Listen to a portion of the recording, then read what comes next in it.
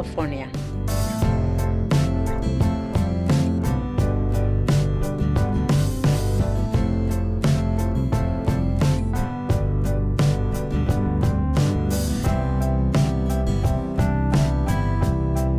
This is the California State Senate.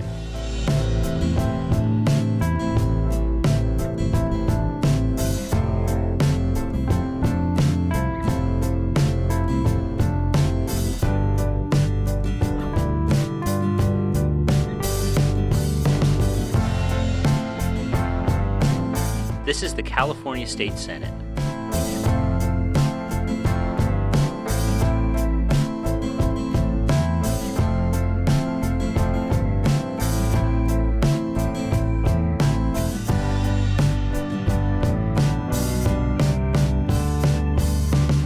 This is the California State Senate.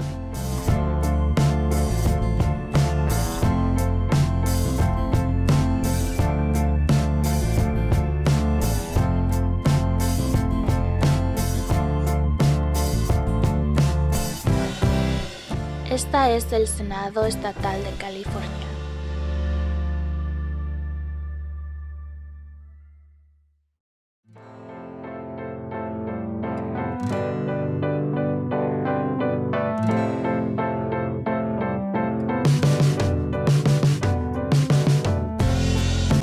This is the California State Senate.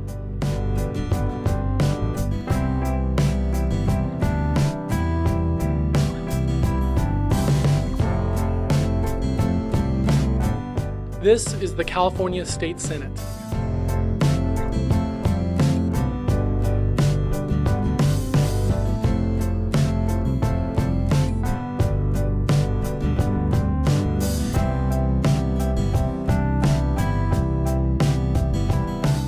This is the California State Senate.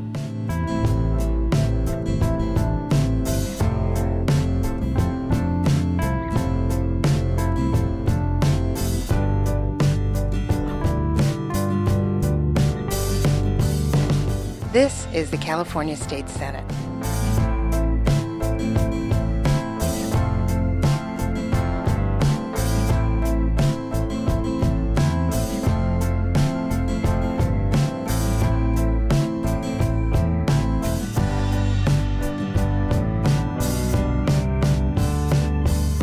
This is the California State Senate.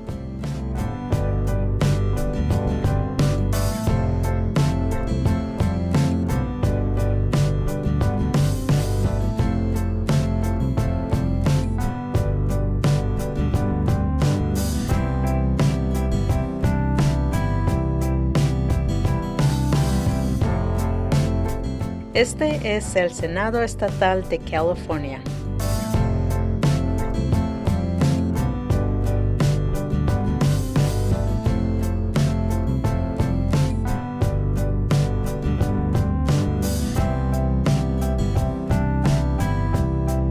This is the California State Senate.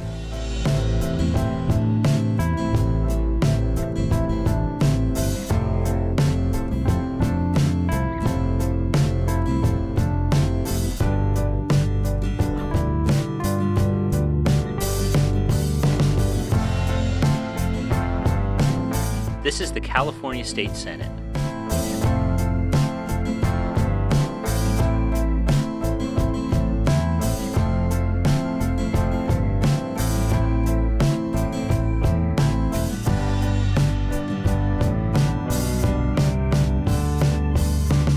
This is the California State Senate.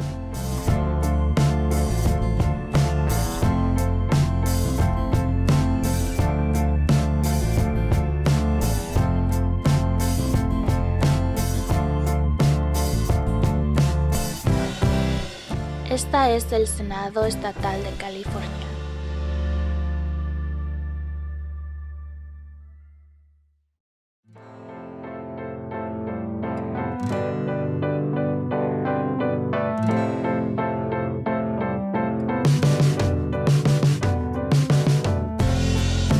This is the California State Senate.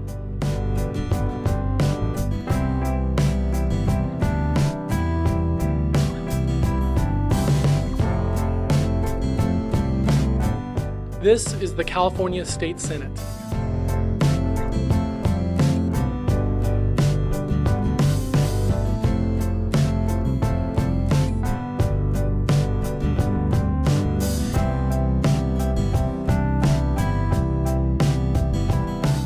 This is the California State Senate.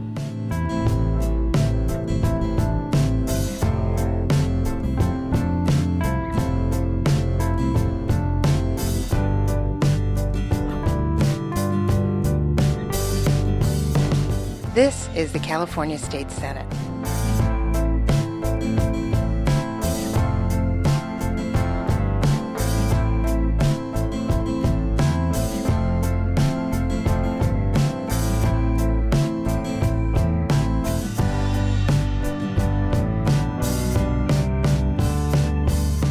This is the California State Senate.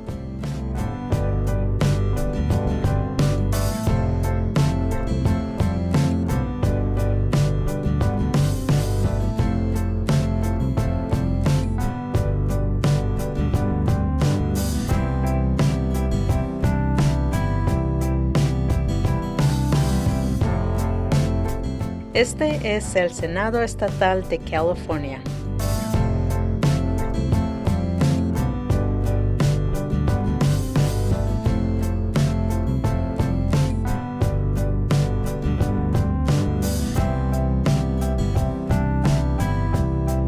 This is the California State Senate.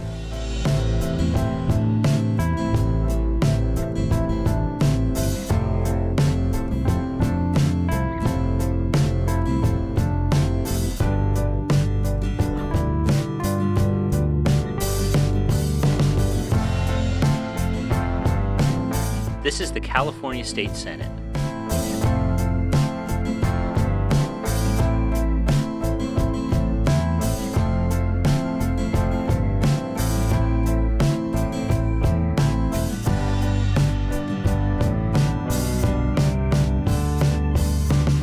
This is the California State Senate.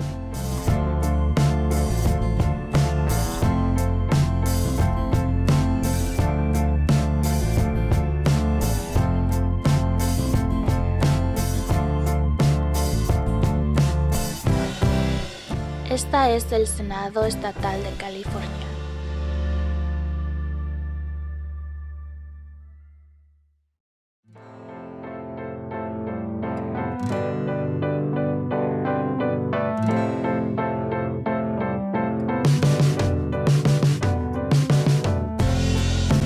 This is the California State Senate.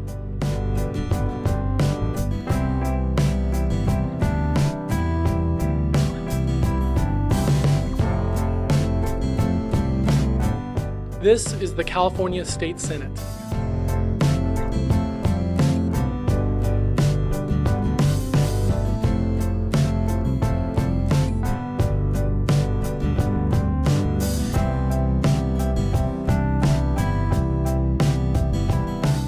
This is the California State Senate.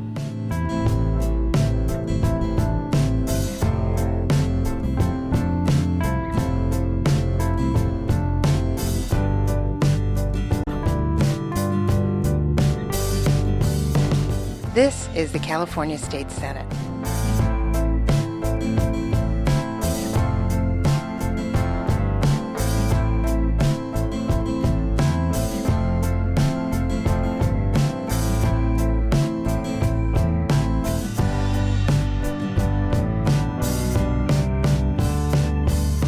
This is the California State Senate.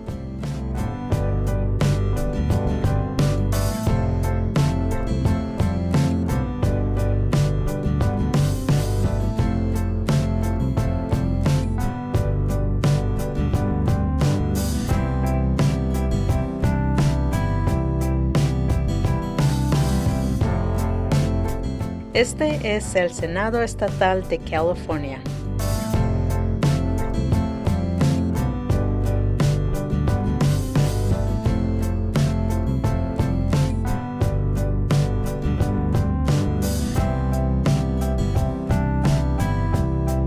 This is the California State Senate.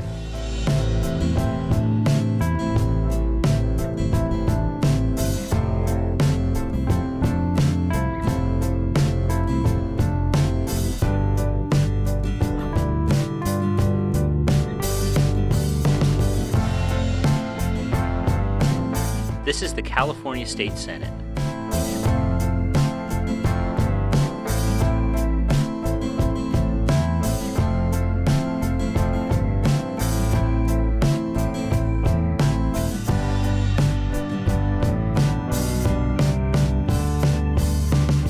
This is the California State Senate.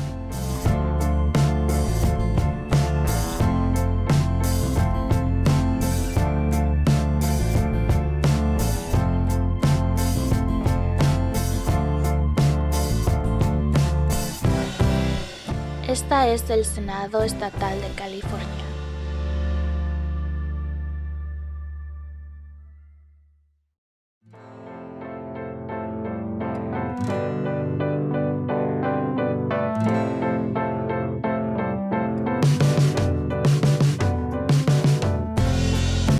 This is the California State Senate.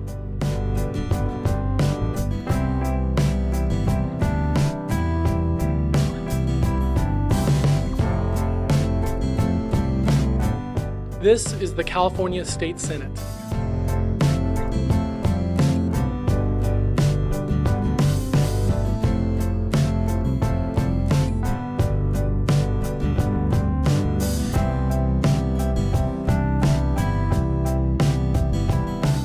This is the California State Senate.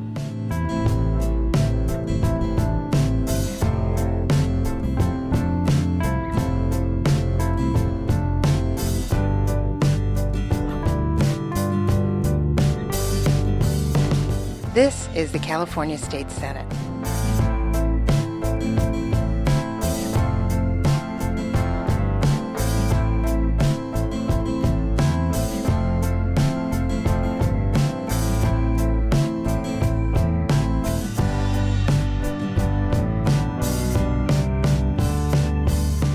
This is the California State Senate.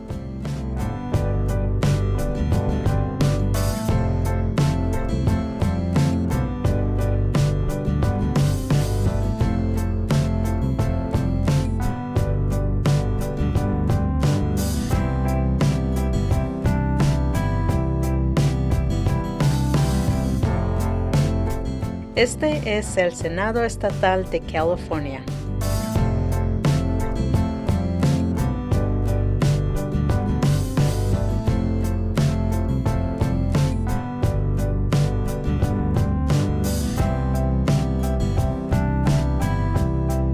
This is the California State Senate.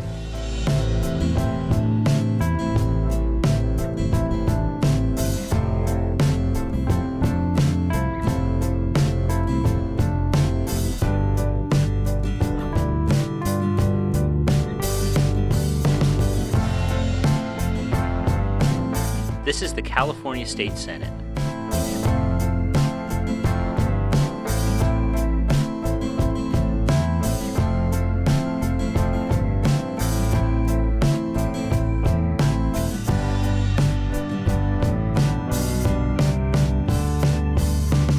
This is the California State Senate.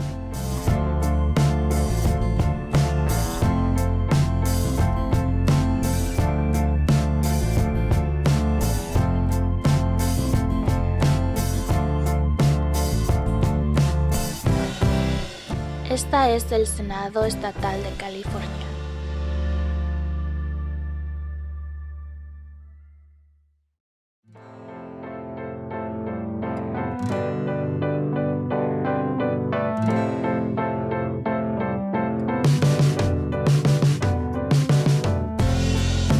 This is the California State Senate.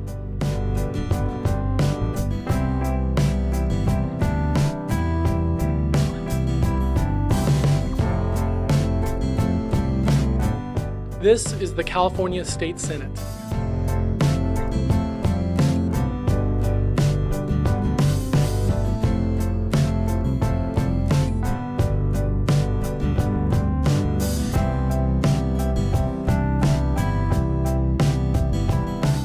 This is the California State Senate.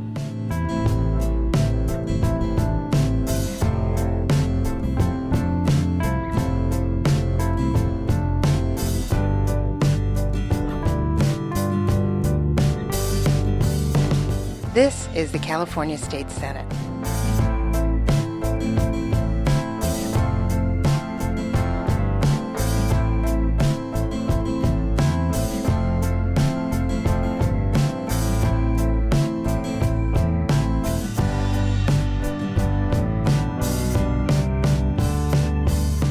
This is the California State Senate.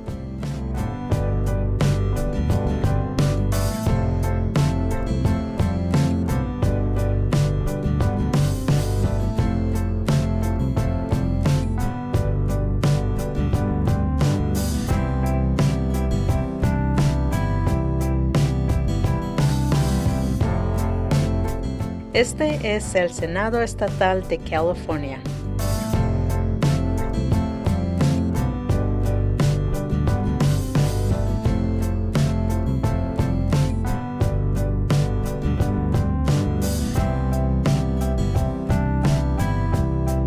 This is the California State Senate.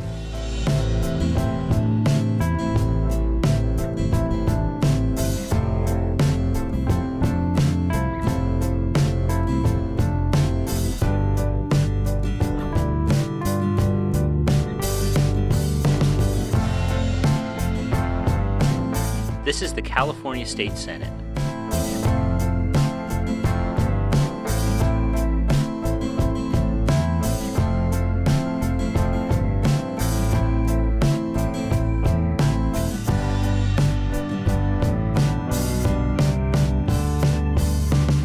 This is the California State Senate.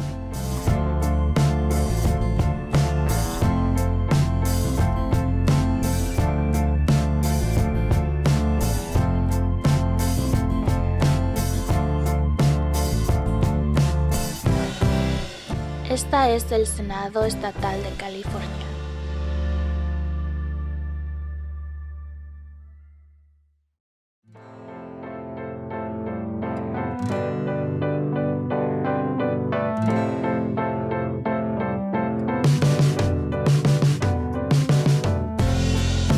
This is the California State Senate.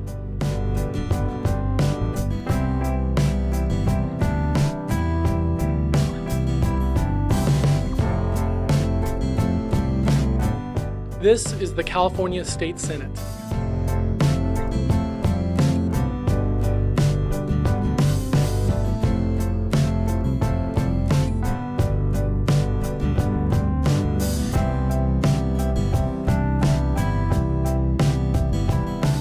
This is the California State Senate.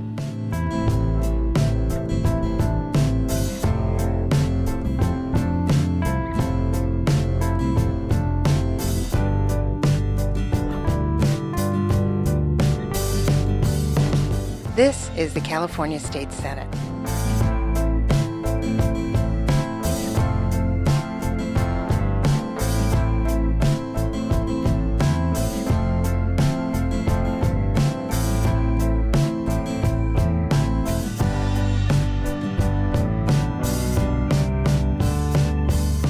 This is the California State Senate.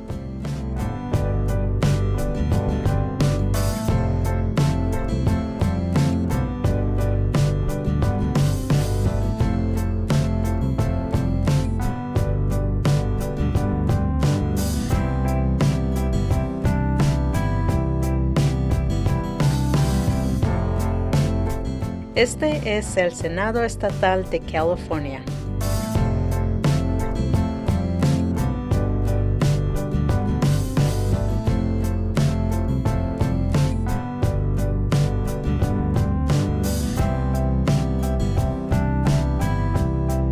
This is the California State Senate.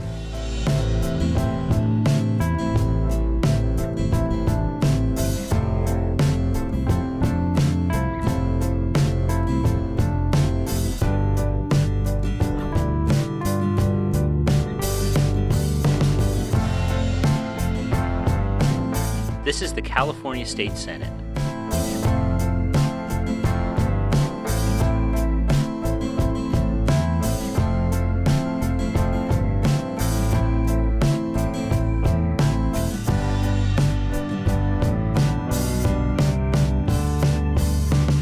This is the California State Senate.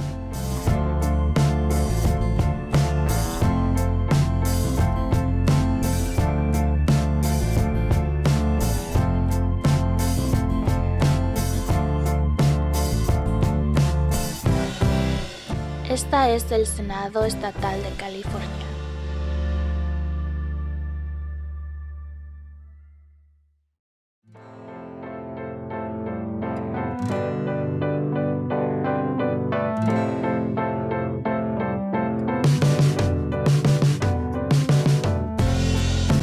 This is the California State Senate.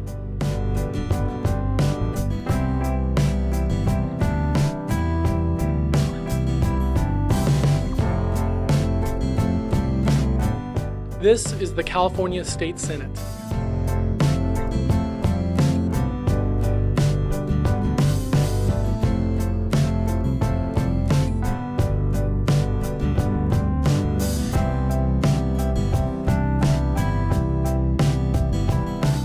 This is the California State Senate.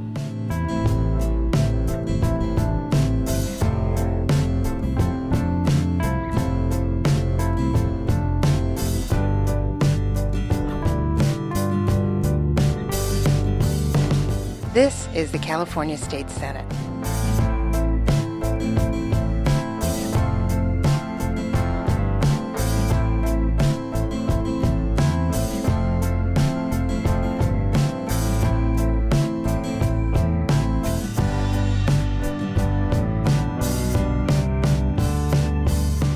This is the California State Senate.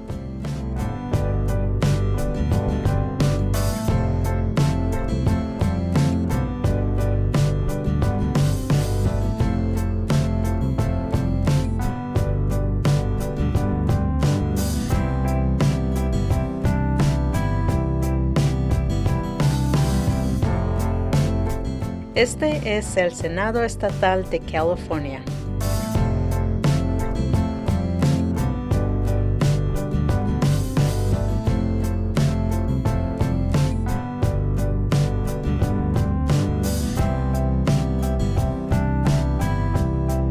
This is the California State Senate.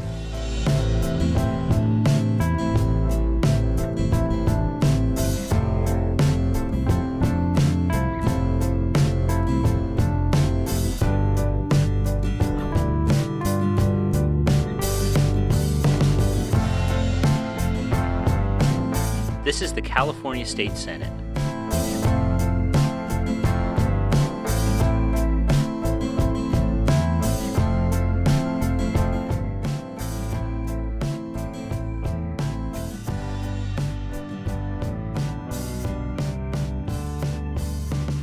This is the California State Senate.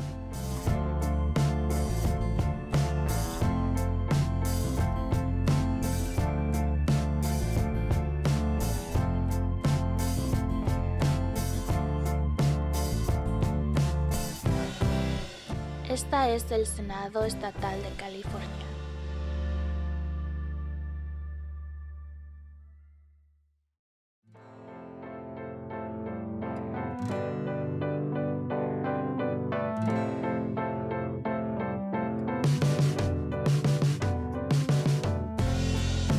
This is the California State Senate.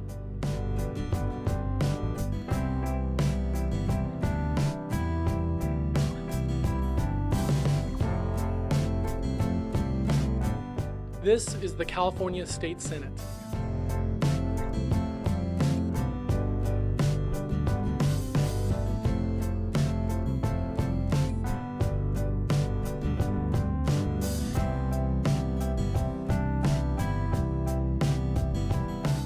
This is the California State Senate.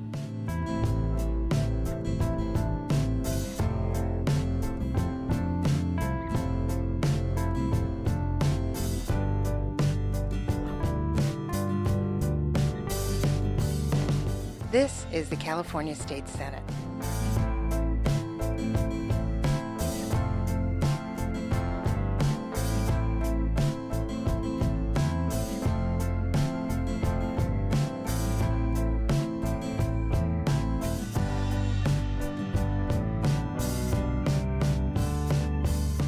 This is the California State Senate.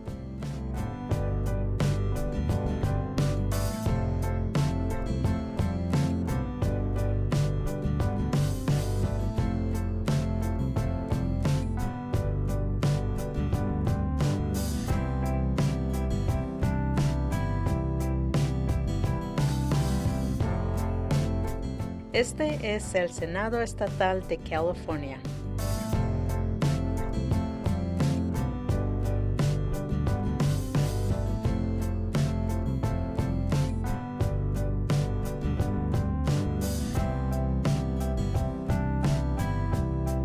This is the California State Senate.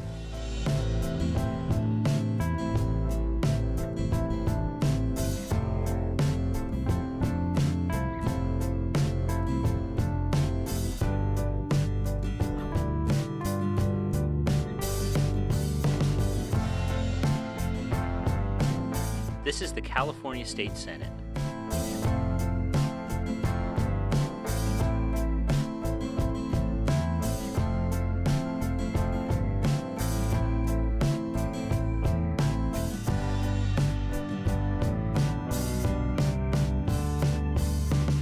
This is the California State Senate.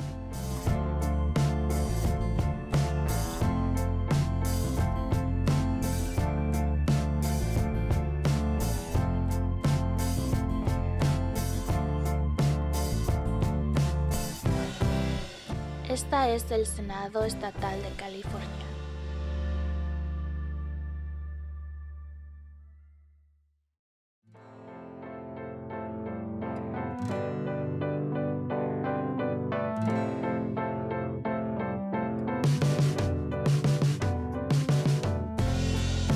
This is the California State Senate.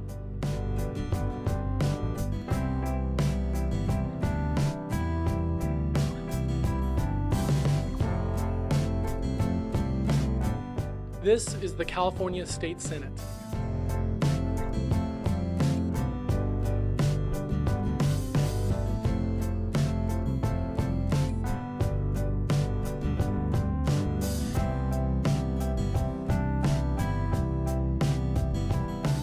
This is the California State Senate.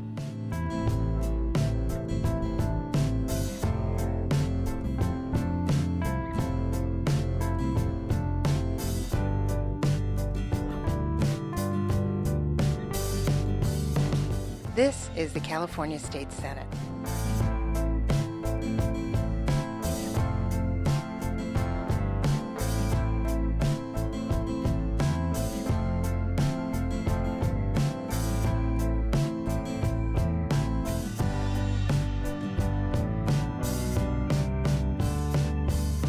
This is the California State Senate.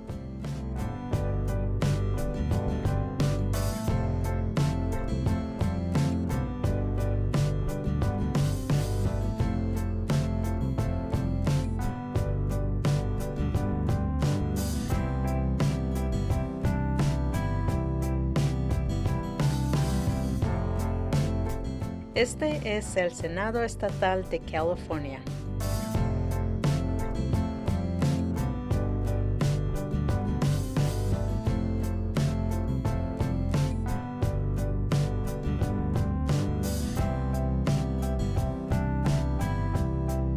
This is the California State Senate.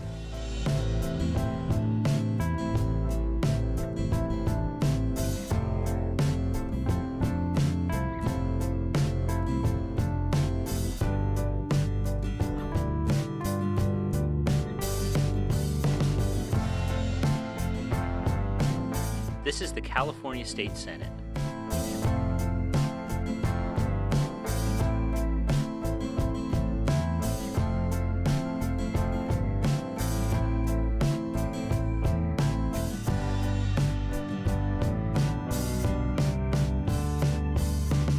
This is the California State Senate.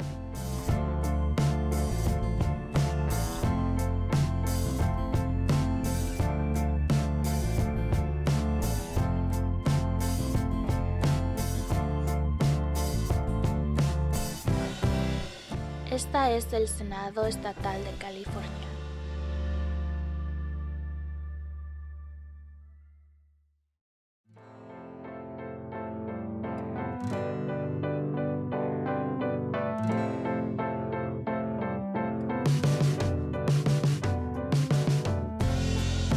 This is the California State Senate.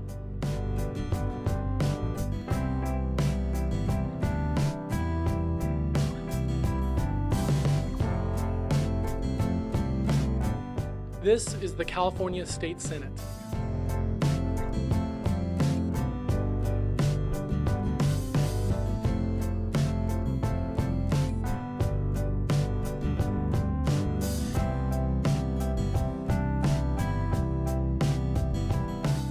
This is the California State Senate.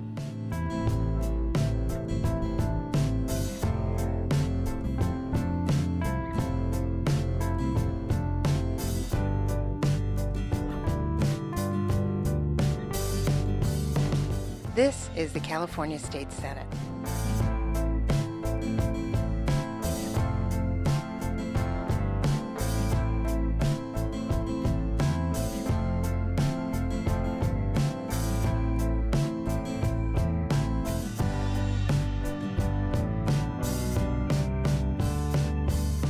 This is the California State Senate.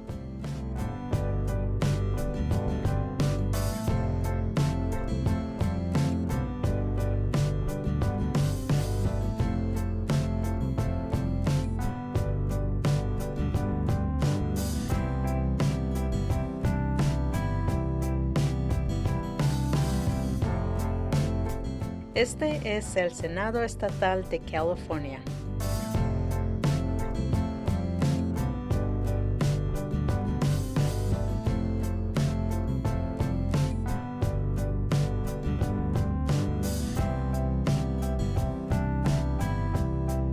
This is the California State Senate.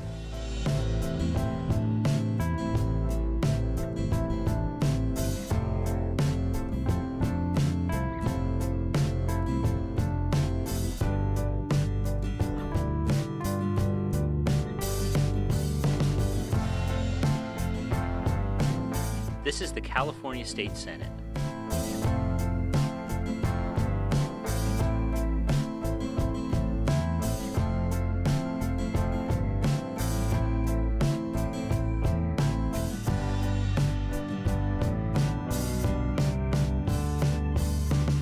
This is the California State Senate.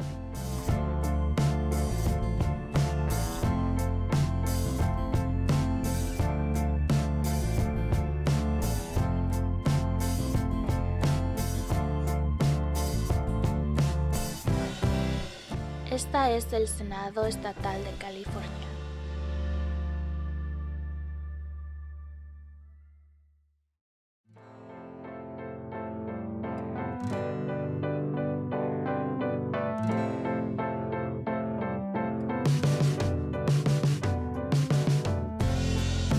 This is the California State Senate.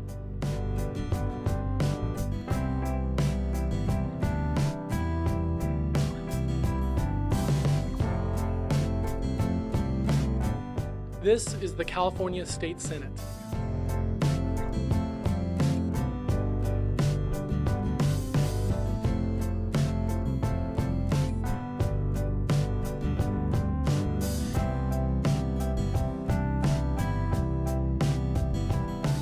This is the California State Senate.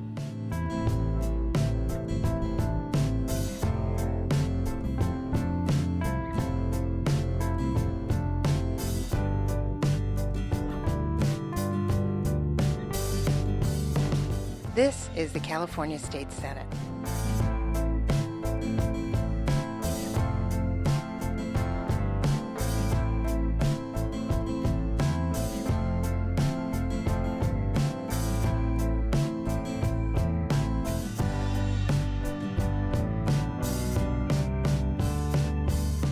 This is the California State Senate.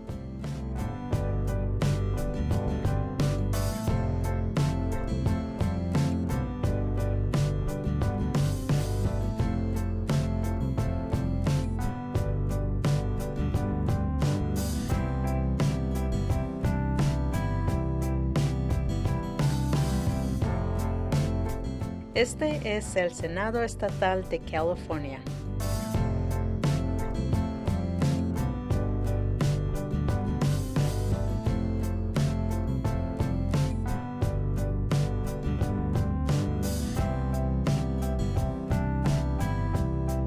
This is the California State Senate.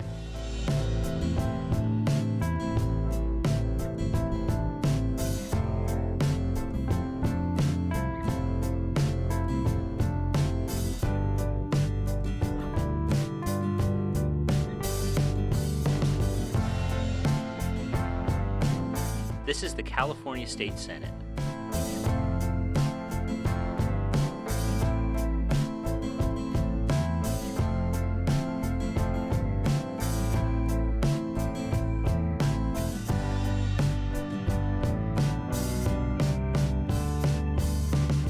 This is the California State Senate.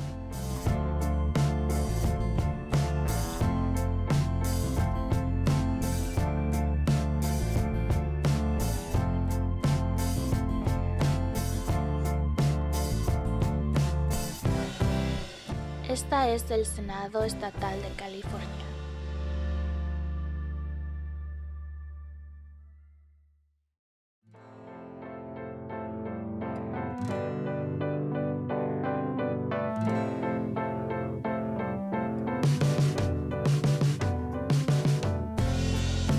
This is the California State Senate.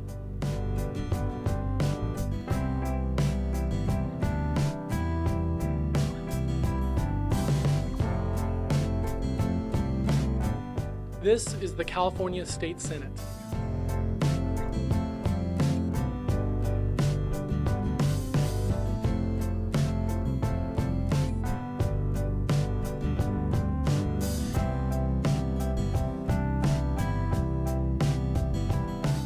This is the California State Senate.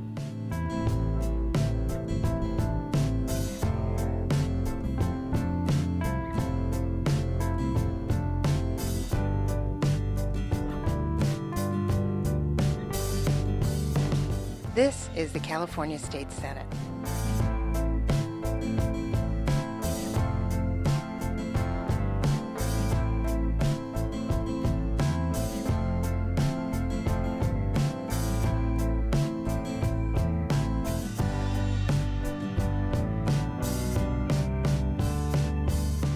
This is the California State Senate.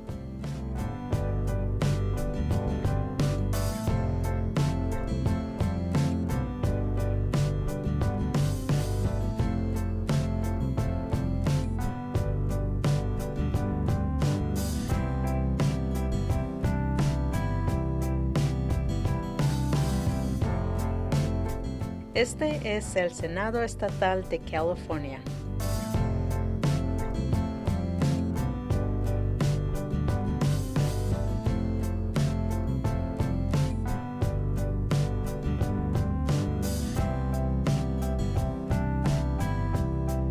This is the California State Senate.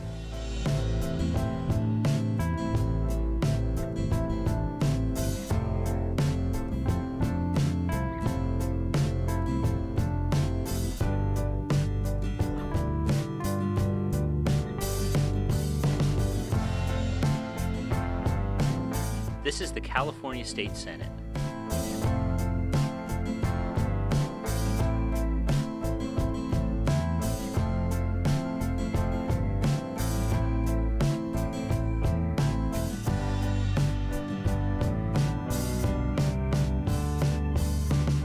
This is the California State Senate.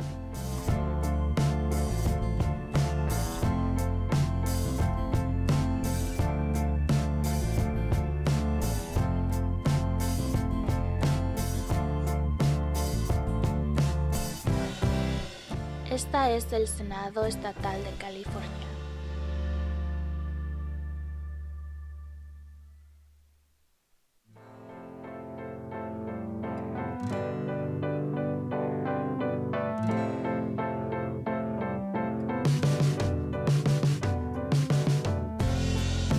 This is the California State Senate.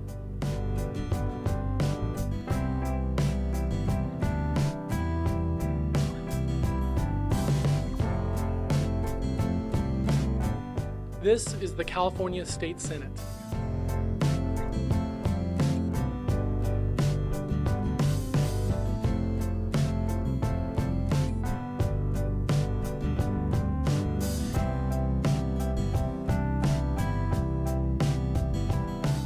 This is the California State Senate.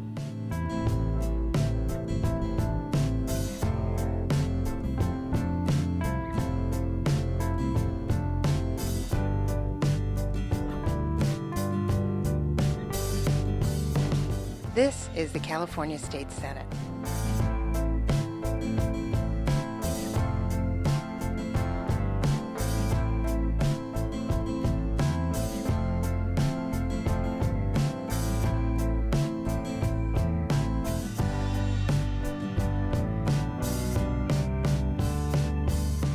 This is the California State Senate.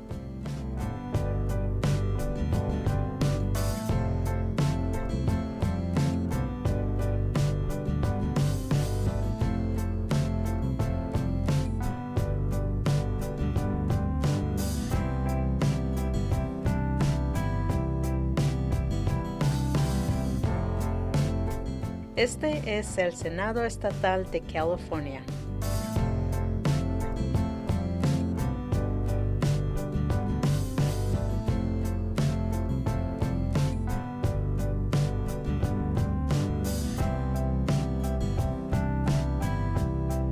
This is the California State Senate.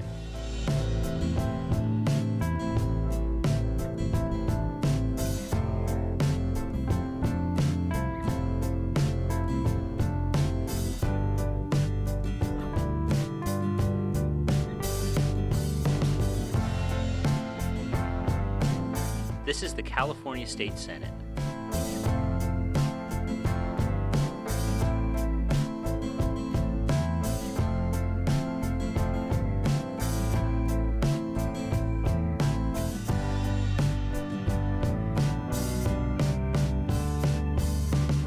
This is the California State Senate.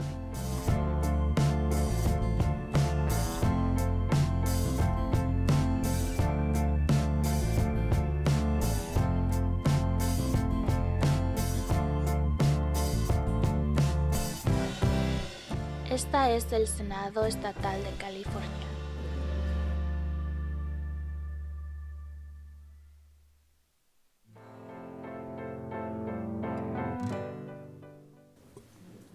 Well, good evening, ladies and gentlemen. Thank you so much for joining us, and we are grateful that all of you are here this evening. I want to start out with an apology. Apologize that we are running a little late this evening. As you can imagine, because our roads are so congested.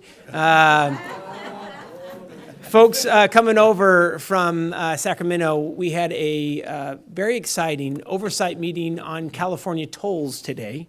And we had a few folks that were chairing the meeting who got stuck at that meeting and then had some exciting times in traffic. So do apologize that we're starting a bit late, but we're really grateful that you are with us this evening. My name is Mike McGuire, and I'm grateful to be state senator. To my left, we have Bill Dodd, Assemblyman, who will be providing some opening remarks here in just a bit. And of course, our hard-working supervisor from the South County here in Sonoma County, David Rabbit, is with us tonight. And we welcome you to our first ever Transportation Town Hall. A few thank yous. Number one, we want to say thank you to all of you who have taken the time out of your busy schedules to be able to join us. Thank you so much for being here. If you're watching live via webcast and live stream, thank you so much for tuning in tonight. We're really grateful as well. And we also want to take a moment to say thank you to the city of Petaluma, as well as the incredible team here at the Community Center for hosting us and for offering us this room. And we do have a representative from the Petaluma City Council. And of course, Mike Healy is here tonight. Mr. Healy, thank you so much, Councilman, for joining us. Mayor Glass would have been here this evening, but there is also a mayors and council members event going on right now. So he does send his apologies, but he was pre-committed and we did not coordinate on making sure that this town hall didn't land on mayors and council members' nights, who do apologize. There are a few other elected representatives who we'd like to be able to introduce and say thank you for your hard work. Coming to us from the beautiful city of Cloverdale, we have Carol Russell here tonight. And we had just mentioned Councilman, absolutely. Ms. Russell, thank you so much for making the drive. Round of applause, please. David's here. That's great. We have, of course, we just mentioned Mr. Healy from the Petaluma City Council, as well as Dave King. Where is Mr. King? There we go. Right in the back. Mr. King, give him a round of applause for our council members, Mr. King and Mr. Healy. Thank you very much. From the beautiful city of Novato, we have Mayor Pat Eklund here tonight. Thank you so much, Mayor, for joining us. Representing the hard-working Assemblyman, Mr. Levine, we have Matt Zweier here this evening. Matt, I apologize that I just butchered your name. So sorry, but Matt, thank you so much for representing Assemblymember Levine. And we want to say thank you to Alex Pater, who is representing Senator Lois Wolk. She is an amazing senator for Sonoma County, as well as all the way through Sacramento. Where is Alex? We want to acknowledge Alex tonight. Thank you so much for representing, of course, Senator Wolk. And then we have a wonderful individual who has been working so hard on roads here tonight. We want to acknowledge Michael Troy from SOS Roads. He and his counterparts have been working really hard on Sonoma County roads, so thank you so much. So this evening's meeting is bringing together state, regional, and local transportation leaders to focus on one of the most pressing issues. And that's most pressing issues impacting the Bay Area as well as here at home in Sonoma and Marin counties, and that's California's crumbling infrastructure. For years, our state's leaders have talked about solutions. And while that talk has been cheap, the problems have grown even more expensive, as we all know. California is now at a point of crisis when it comes to our infrastructure. We're facing a $59 billion backlog for state highways and bridges, and that's for state highway and bridge maintenance. And at the local level, we see even more significant challenges. We're facing a $79 billion backlog for local roads, streets, and bridge maintenance. And that's why we wanted to be able to come together here tonight, the Assemblyman, the Supervisor, and myself, to be able to convene this important conversation and to start talking about solutions that will move California forward. Because we all know that the state can't afford to continue business as usual for our transportation infrastructure. We have to tackle this massive challenge and not saddle the next generation of California commuters with a skyrocketing liability and no vision or concrete plan to dig us out of the big mess that we're in. And I will tell you, I've been in the Senate for less than a year and a half.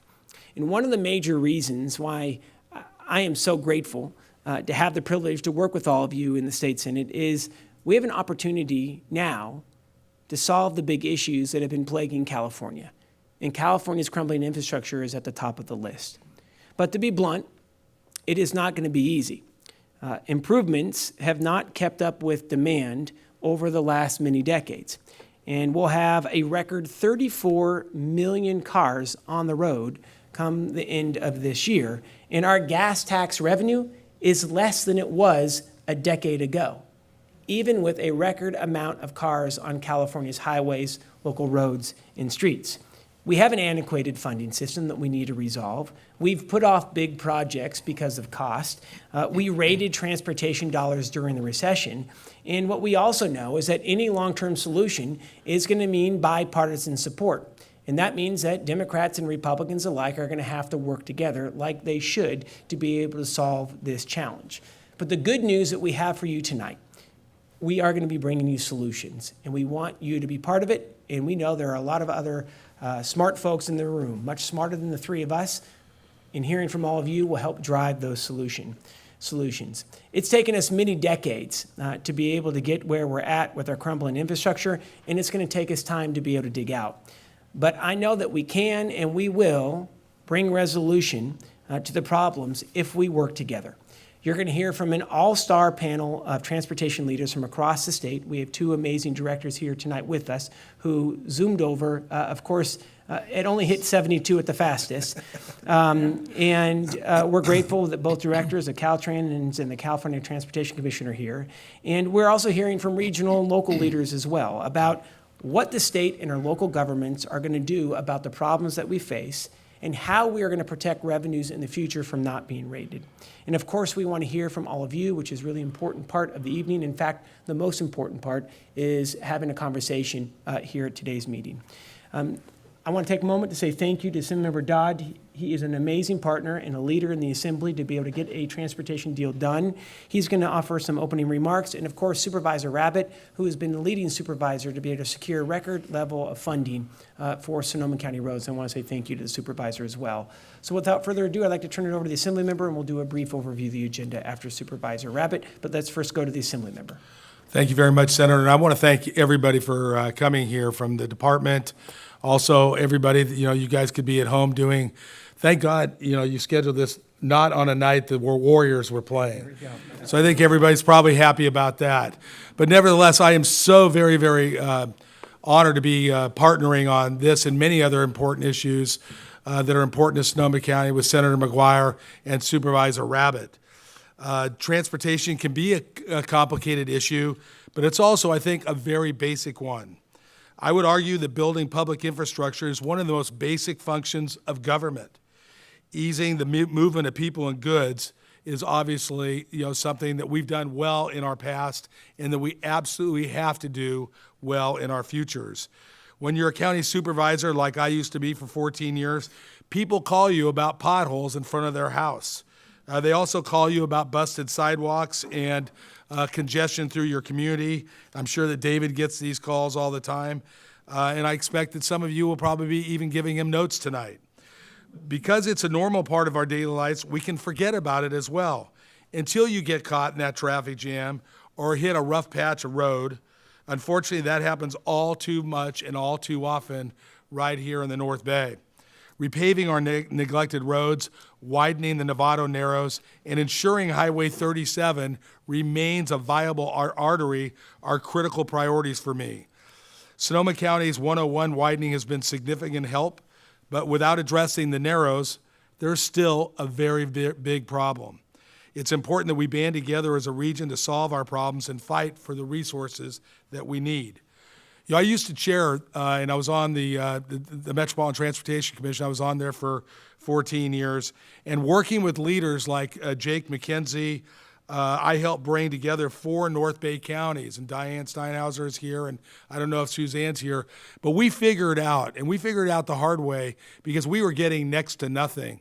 The small population counties, and Bijan was there watching us operate at MTC meetings, and we figured out that if we got together and created the partnerships that we needed, we could get more for the North Bay instead of everybody being for themselves and just doing it all on their own. And that has gotten significant money for 101, not on anywhere near enough for the Narrows, but it got Jameson Canyon built. It got the truck scales built over on I-80, and we need to do more of that. And it's important that we come together as these 4 counties have to do better for our respective counties. We need to start doing that more in the Assembly.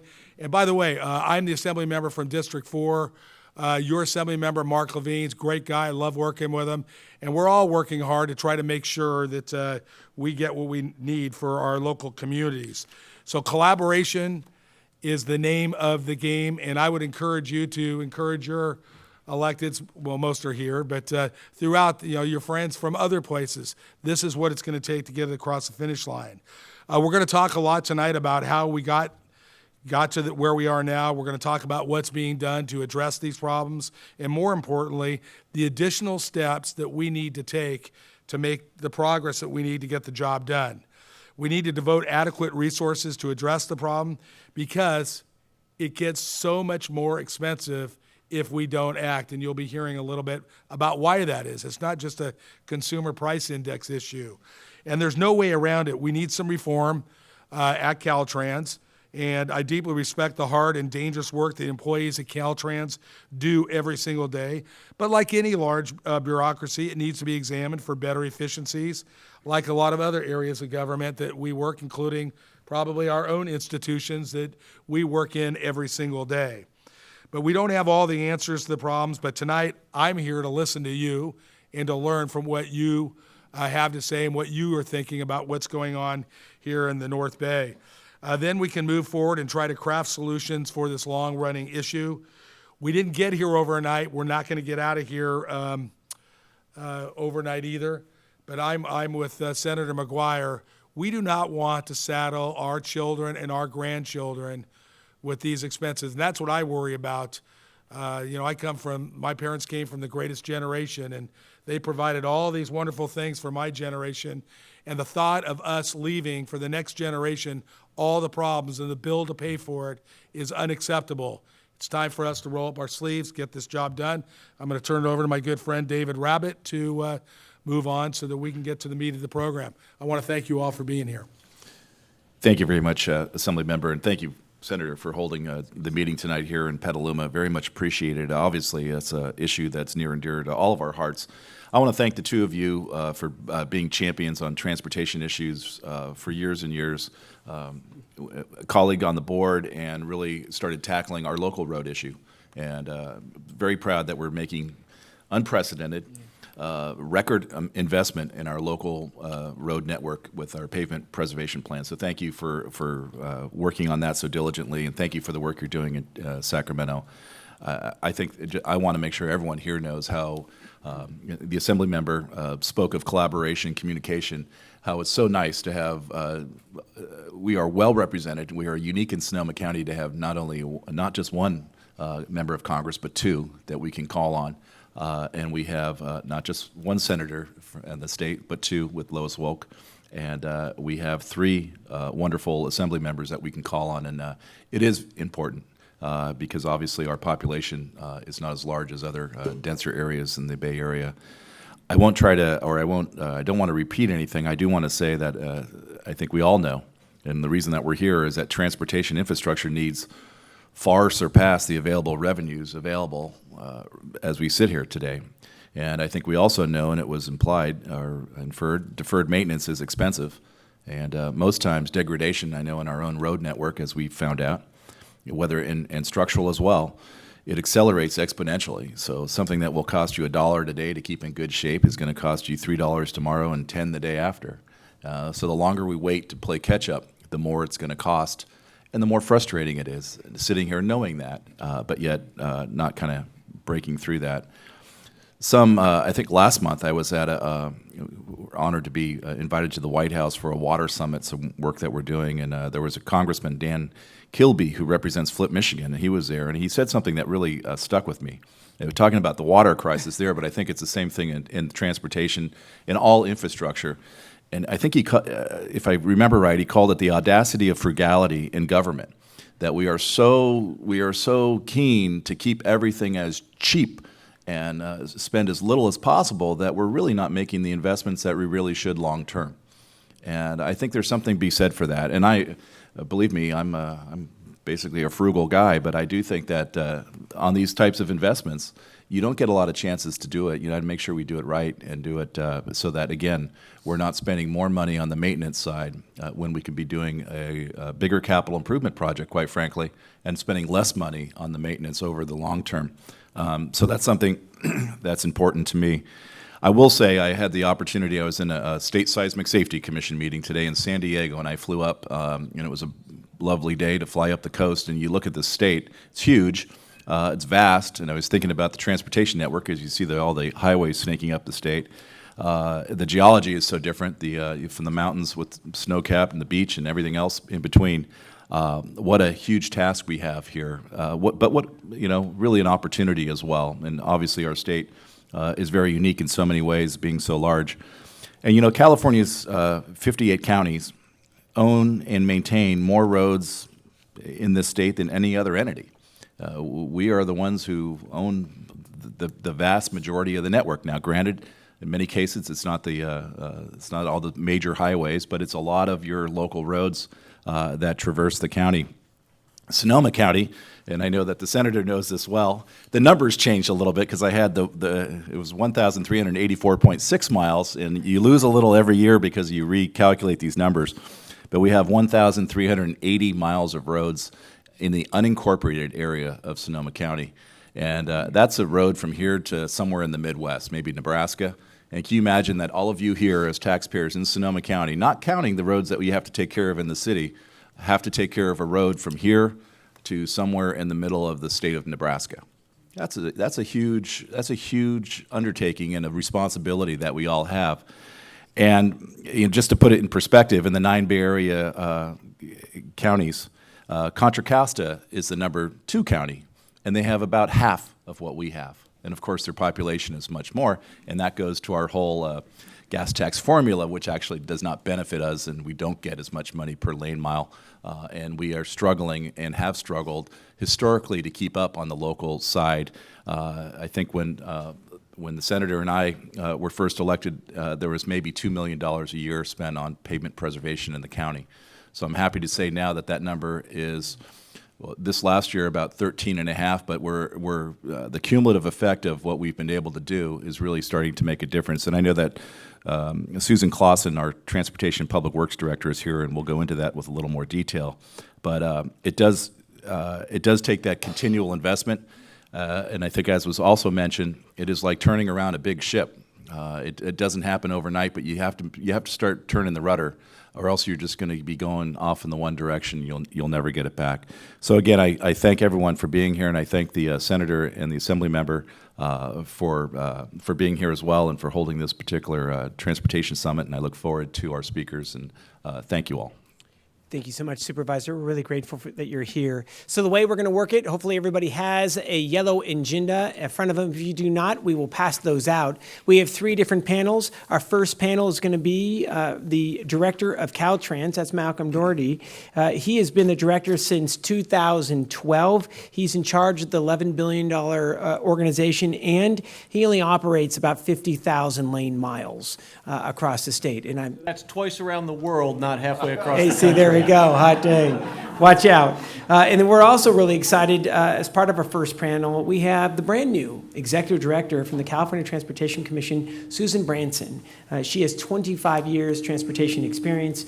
She's also served as the commission chief deputy director prior to taking over the helm at the Transportation Commission. We'll then turn it over to Assemblymember Dodd to be able to run our third panel, hearing from regional leaders, Transportation Authority Marin, the Sonoma County Transportation Authority, along with Mr. Sartipi, who's the Bay Area District Director for Caltrans. And then Supervisor Rabbit will manage our last panel, and that is hearing from local leaders, Mr. Rojas from Marin County Public Works, we have Mr. McKenzie from the MTC, as well as Vice Mayor of the City of Verona Park, Susan Clausen, the Director of Sonoma County Public Works, and as well Mr. St. John from the Public Works Department. He's the Director for the City of Petaluma.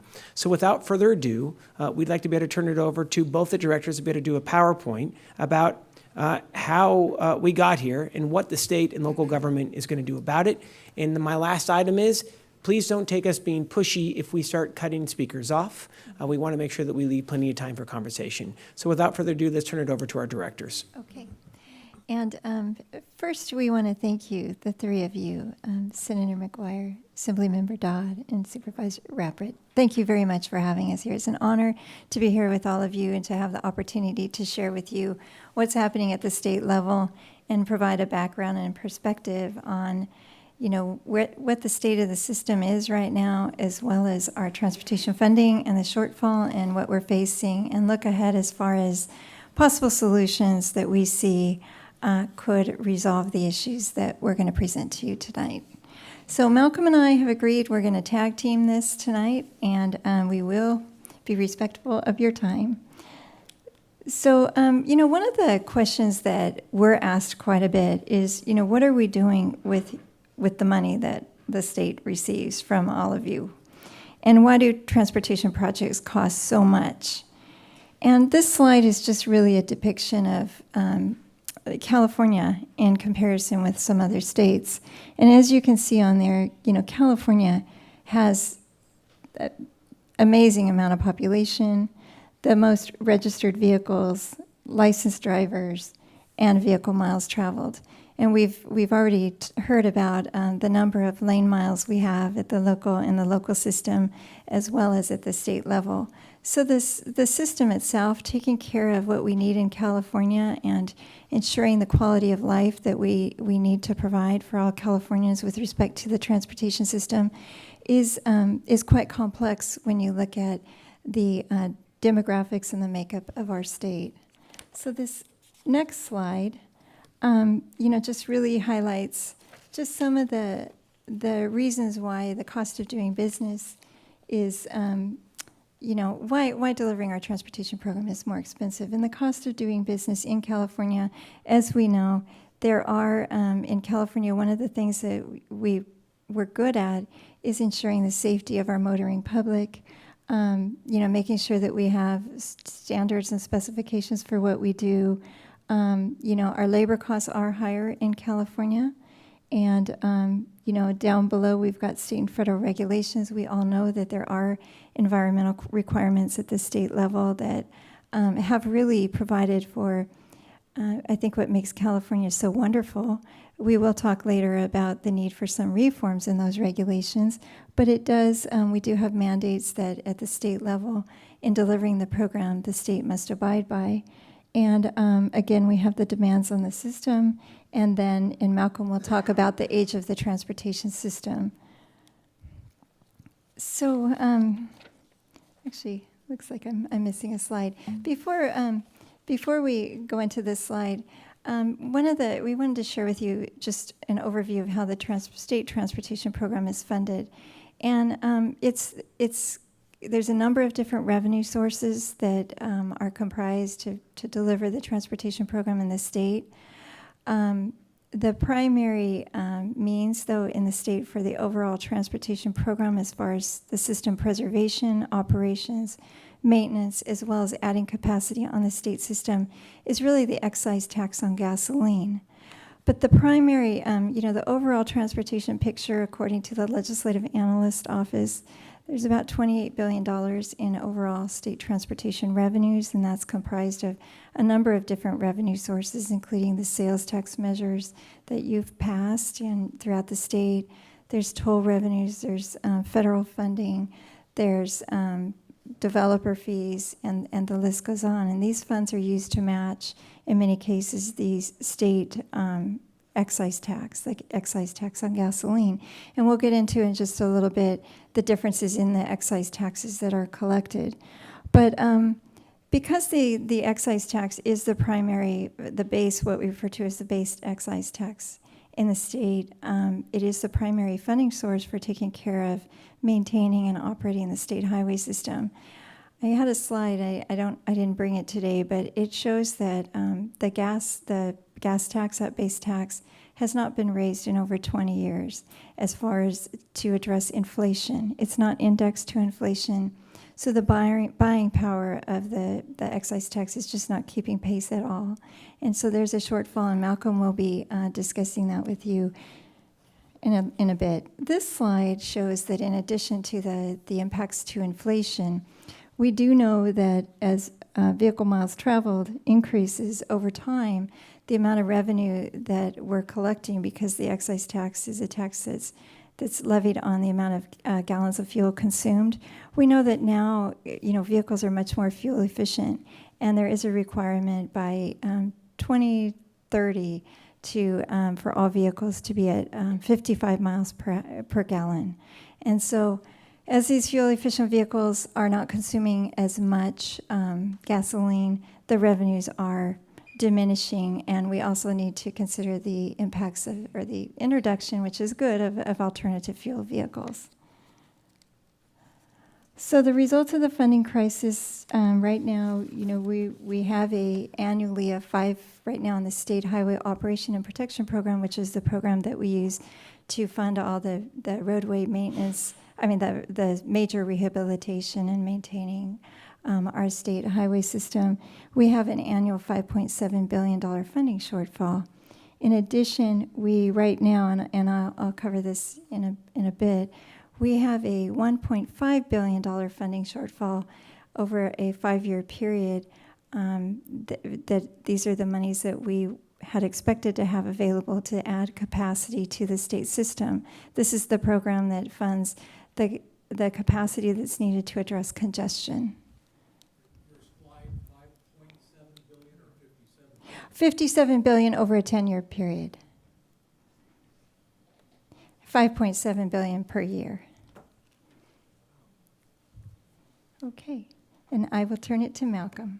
So I'm going to pick up for a couple of slides. I also want to express my appreciation to Senator McGuire and Assemblymember Dodd, and along with Senator Wolk and Assemblymember Levine, I think you're well represented on the transportation side. Each have represented a strong interest in how we go forward in transportation and take care of the infrastructure. I'm going to talk a little bit about the SHOP. There are 2 funding pots that we generally have at the state. The SHOP basically takes care of the existing system. We do our safety projects, our emergency projects, take care of the bridges and fill in potholes. And it's essentially in that priority order. And then the State Transportation Improvement Program, the STIP, is actually what expands the transportation system. And along with one other fund source that I would like to elaborate on is local funds, local sales tax measures. And Marin and Sonoma are both self-help counties. They're self-generated revenue to expand and take care of the transportation system. And it does 2 other things besides just generate additional revenue for your own county. It gives you local control over those dollars, obviously, but it also leverages state as well as federal dollars, so it kind of expands on that. And the state would be, there are 20 counties that are self-help counties that have chosen to implement a tax that invests in transportation, and the state would be much further behind than we are without that source of funds as well. Susan talked a little bit about, I think it was the second slide, about the demand, the number of vehicles we have in California, the number of miles that are driven in California. And actually, California, I think it's about 350 billion miles are driven every year. The second closest state is Texas at about 260 billion miles traveled each year. And that's a big, vast difference between our transportation system in California and any other state, and that really is the demand. It's an aging system, but we're also asking more of that transportation system than we ever have before. And I'll give you one other statistic that helps resonate. Typically, what wears out the roads is the number of trucks. Now, certainly the movement of goods is healthy for the economy, and it helps us as consumers of all those products. But 40% of all the container freight that comes into the United States comes in through California. 40%. The Port of Oakland, the Port of Long Beach, and the Port of LA primarily, but 40% of all the container freight that comes into the U.S. comes in through California. And that, again, represents the demand on that transportation system. So I think that puts into context some of the some of the challenges that we have. It was also mentioned before as how diverse the transportation system is. We have desert. We have mountains, which in any given winter, on an average winter, we have to shovel 500 inches of snow. And then we have that vast transportation system, 50,000 lane miles, and we also have the edge of the continent to try to maintain because we've built a beautiful road along the edge of the continent. But that just shows you the diversity of California.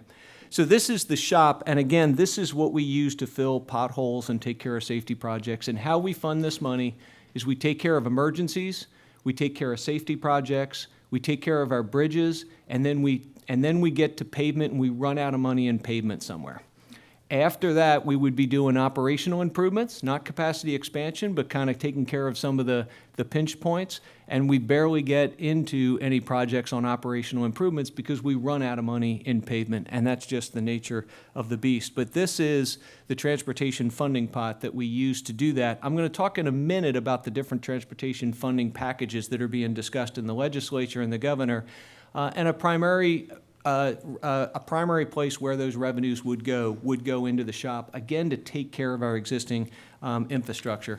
This actually shows, it puts into context that backlog of $57 billion. Every 2 years we do a programming cycle, and actually the California Transportation Commission programs that 4-year cycle, and it gets updated every 2 years. The bars in blue is how much money we have each year, and the bars in orange, I think that's orange, represent the backlog of projects. And the first bar is in 2014, the shop that we programmed there. The blue is how much money we had, and then the orange is how much we needed. And then how much we needed rolls over into the 2016 shop, and what we don't fund rolls over into the 2018 shop, and then the 2020 shop. So you can see that we're already behind the curve, and this is going to snowball on us very quickly. To put it, it was referenced the $57 billion, $5.7 billion. The needs for the state highway system are estimated to be able to catch up and then keep up are about $8 billion a year. And then again, that's for the 50,000 lane miles and the 13,000 bridges that we have. We get about $2.3 billion. So there's the $5.7 billion gap, and then that's how that rolls into a $57 billion over 10 years. But this is kind of the picture of how this snowballs and catches up to us, and we are behind the curve, and we need to try to catch up. We have about 15 minutes just to make sure that we hit everything. This actually represents, if you don't fill your potholes, you're going to have to do minor maintenance. If you don't do your minor maintenance, you're going to have to do major maintenance, and eventually you're going to have to tear the road up and reconstruct it. Every step of the way, as you defer it, it gets more and more expensive. And the optimal time is when that road is just about getting into deterioration, is to be able to do your preventative maintenance or to do your rehabilitation, because that's the cheapest time that you can do it. Unfortunately, we're behind on that, so a certain percentage of our pavement is sliding further into disrepair, and then we have to do more expensive repairs. This is actually a picture of all the shop jobs that we have throughout California. that are under construction. There are about 770 construction projects, again, rehabilitation, road, bridges, safety projects. And the value of those contracts is about $10 billion, but that's spread over multiple years. But that's just to give you a picture. Certainly interested in being as efficient and improving our effort from maintenance. I actually was the Deputy District Director for maintenance in one of our districts before I moved up to Sacramento, so I'm very familiar with the orange shirts that we have out on the road trying to keep all motorists safe, but they have no easy challenge, and not just filling potholes, but then you get into the rural areas and the mountain areas, and we have to respond to a lot of things. This is one area that we have not increased staffing levels in quite some time, and it's one area that I think that I would also talk about making sure that we're adequately staffed to be able to take care of the infrastructure as best as we possibly can. This is actually a picture of some new technology that we have purchased and have deployed. We actually have 3 of these. It collects the data of the condition of the infrastructure, specifically the roads. I actually have, every year we do a 100% survey of all of our lane miles, and we put it into a category of green, yellow, and red. Green meaning good condition, yellow meaning fair, which means we should do some preventative maintenance to maximize the life of that, and then red being poor, and we have to go back and do some rehabilitation of that. We're going to take that information when it's in the right format, and we're going to put that on the internet so that you can all see that information and see exactly where that is. At this time, I'm going to ask, Susan, I'm going to pass it back over to Susan. She's going to talk a little bit about the STIP. Okay. I'm going to try to make my comments brief, but before I start, the State Transportation Improvement Program I mentioned earlier, it is a program that is used to fund highway widening capacity projects, and the Highway 101 Narrows project would be, that you're familiar with, I would think, is an example of a STIP type project. And the State Transportation Improvement Program funds a highway expansion, transit, regional improvements, so and intercity rail as well. This slide, this is a program. Let me just step back. It's funded by what we refer to as the price-based excise tax on gasoline, and in 2010 there was a what we refer to as, there's legislation, we call it the gas tax swap, and what it did essentially is it said, you know, the price that you would pay on sales tax at the gasoline, that would be equivalent amount would be instead collected through an excise tax. And it requires that every year that tax be adjusted to keep it revenue neutral with what the sales tax on gasoline would be. So it's connected to the price of gasoline. And so every year it's adjusted by law. And so in 2010, when it was established at 17.3 cents a gallon. And on July 1st, coming up here, it will be adjusted. It's been adjusted annually, and on July 1st, it will be 9.8 cents. So because the price of gasoline has dropped so much, it's affecting dramatically the amount of revenues we have for this program. This program is very important for all of us because it does relieve congestion. It does make the necessary capacity enhancements to the system.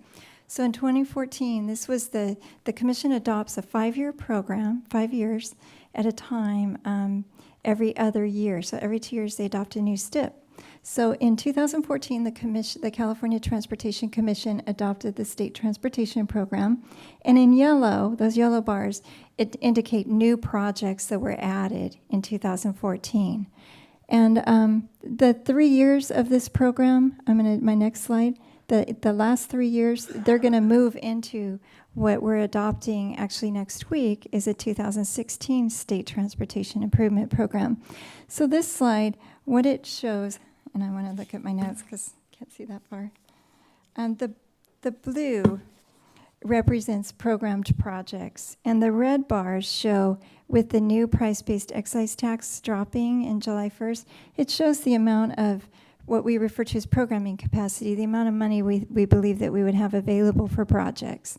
And so because the shortfall in funding, what we're having to do is take that delta, where the blue against that red for the current year that we're in, and move the projects that we can't fund, and that represents the yellow bar. And so in So this amount in blue now becomes projects that we previously said we would fund, and we can't fund them. So each year we're moving, and for sake of time, we're having to shift the projects out year to year to year over this next STIP cycle, State Transportation Improvement Program cycle. And what you see at the end of this is that we have a $754 million worth of projects that we had told everyone we would fund in 2014, and now we don't have the revenues to fund those projects. In addition, overall, what we know is we have a total of really a $1.5 billion funding shortfall. So in addition to the $754 million worth of projects we're deleting from our State Transportation Improvement Program, we're delaying, and that represents those shifts there. We're delaying another $755 million in projects to later years. And so what that means is next week, the California Transportation Commission will adopt a 2016 State Transportation Improvement Program that deletes a lot of projects. 200 projects were affected, projects that were very important for communities. And it means that there's not a single new project that, as staff, we're recommending that the commission include. A few of those projects affect all of you, I believe. The Sonoma Narrows was a new project that there's a gap that was requested to be funded in this program. So let's see. So again, I covered the funding issues, but it also, Malcolm mentioned the leverage funds, the sales tax measures that you all have passed where you were counting on state funding to help you move these important projects forward. We also have federal funds that are at risk of being lost. We again will not have the opportunity to reduce congestion, improve air quality, and grow jobs. And we do know that every $1 billion in highway and transit investments supports 13,000 jobs. And it's going to, the cost of delay just increases our cost. So now I will turn it over to Malcolm. Do you have time? Absolutely. And Mr. Director, we have about 6 minutes to be able to go through some of the solutions with the funding and the remainder.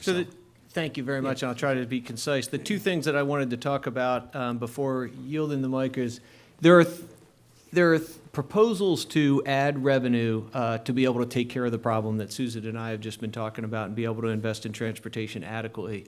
The governor has a proposal. There's a proposal by the Senate and the Assembly, each of the chairs of the transportation committees.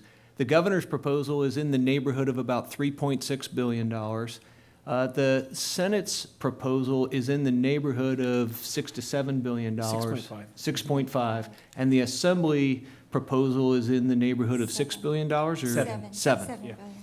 And each of them are very similar in the fact that they share that revenue with local entities as well as the state, because they recognize that all of those entities have needs in their transportation system. Everybody I talk to, and the senator and assembly member can comment as well, it's not a debate about whether or not we need to invest in transportation. The question is where are we going to get the money? And everybody recognizes that the transportation system is crucial to our quality of life. Nobody likes hitting potholes. Nobody likes getting stuck in traffic. And crucial to our economy because it's a friction in moving of goods and services and those types of things. So it's not a debate about the importance of investing in transportation, but certainly there's quite the debate as to where do we get that revenue from. Almost all three of them get it from a varying list of fees as well as taxes, including gas tax increases, diesel tax increases, and those types of things. And actually, there's a pretty good side-by-side comparison on the California Transportation Commission's website where you can see the amount and the size of each proposal, where the revenue comes from, and then in another sheet exactly where they would invest those revenues. Almost all of them exclusively are focused on fix it first and taking care of the existing system as a primary thing, and each of them has a component that would fix the STIP and the gas tax reduction that Susan was just talking about. So that's the magnitude of what's being talked about. The good thing is the Senate, the Assembly, and the administration are all talking about investing in transportation more robustly than we are, but there's a lot of maturation to get to a consensus on exactly how to do that.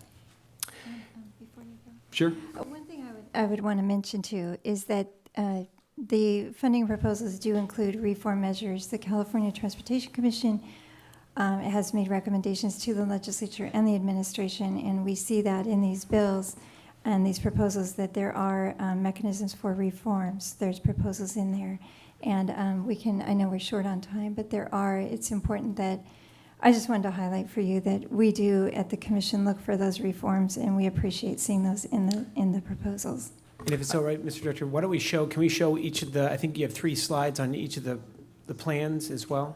I do not. I didn't have the specificity of each of in my PowerPoint. I have some information. It's just not on a PowerPoint. That's great. Would you like me to do that? Can we do a 2-minute overview of each of the plans? Sure. Okay. The governor's proposed budget is proposing $36 billion over 10 years to improve the maintenance of highways, roads, expand public transit, and improve freight infrastructure. As far as the reforms, it proposes to expand authority to use innovative procurement methods such as public-private partnerships for the transportation, for delivery of transportation projects. It also provides for removing environmental restrictions in certain cases so that the state can deliver the transportation program quicker, more efficiently.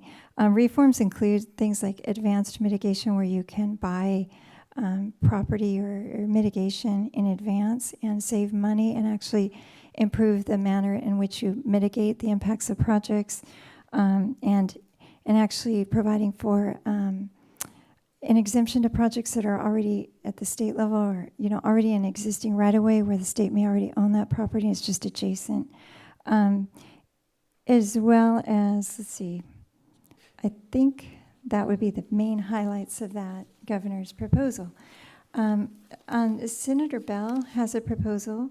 It proposes $6.5 billion annually. $5.5 billion would be dedicated for improvements to existing roads and highways, $500 million towards freight infrastructure, and $500 million towards transit operations.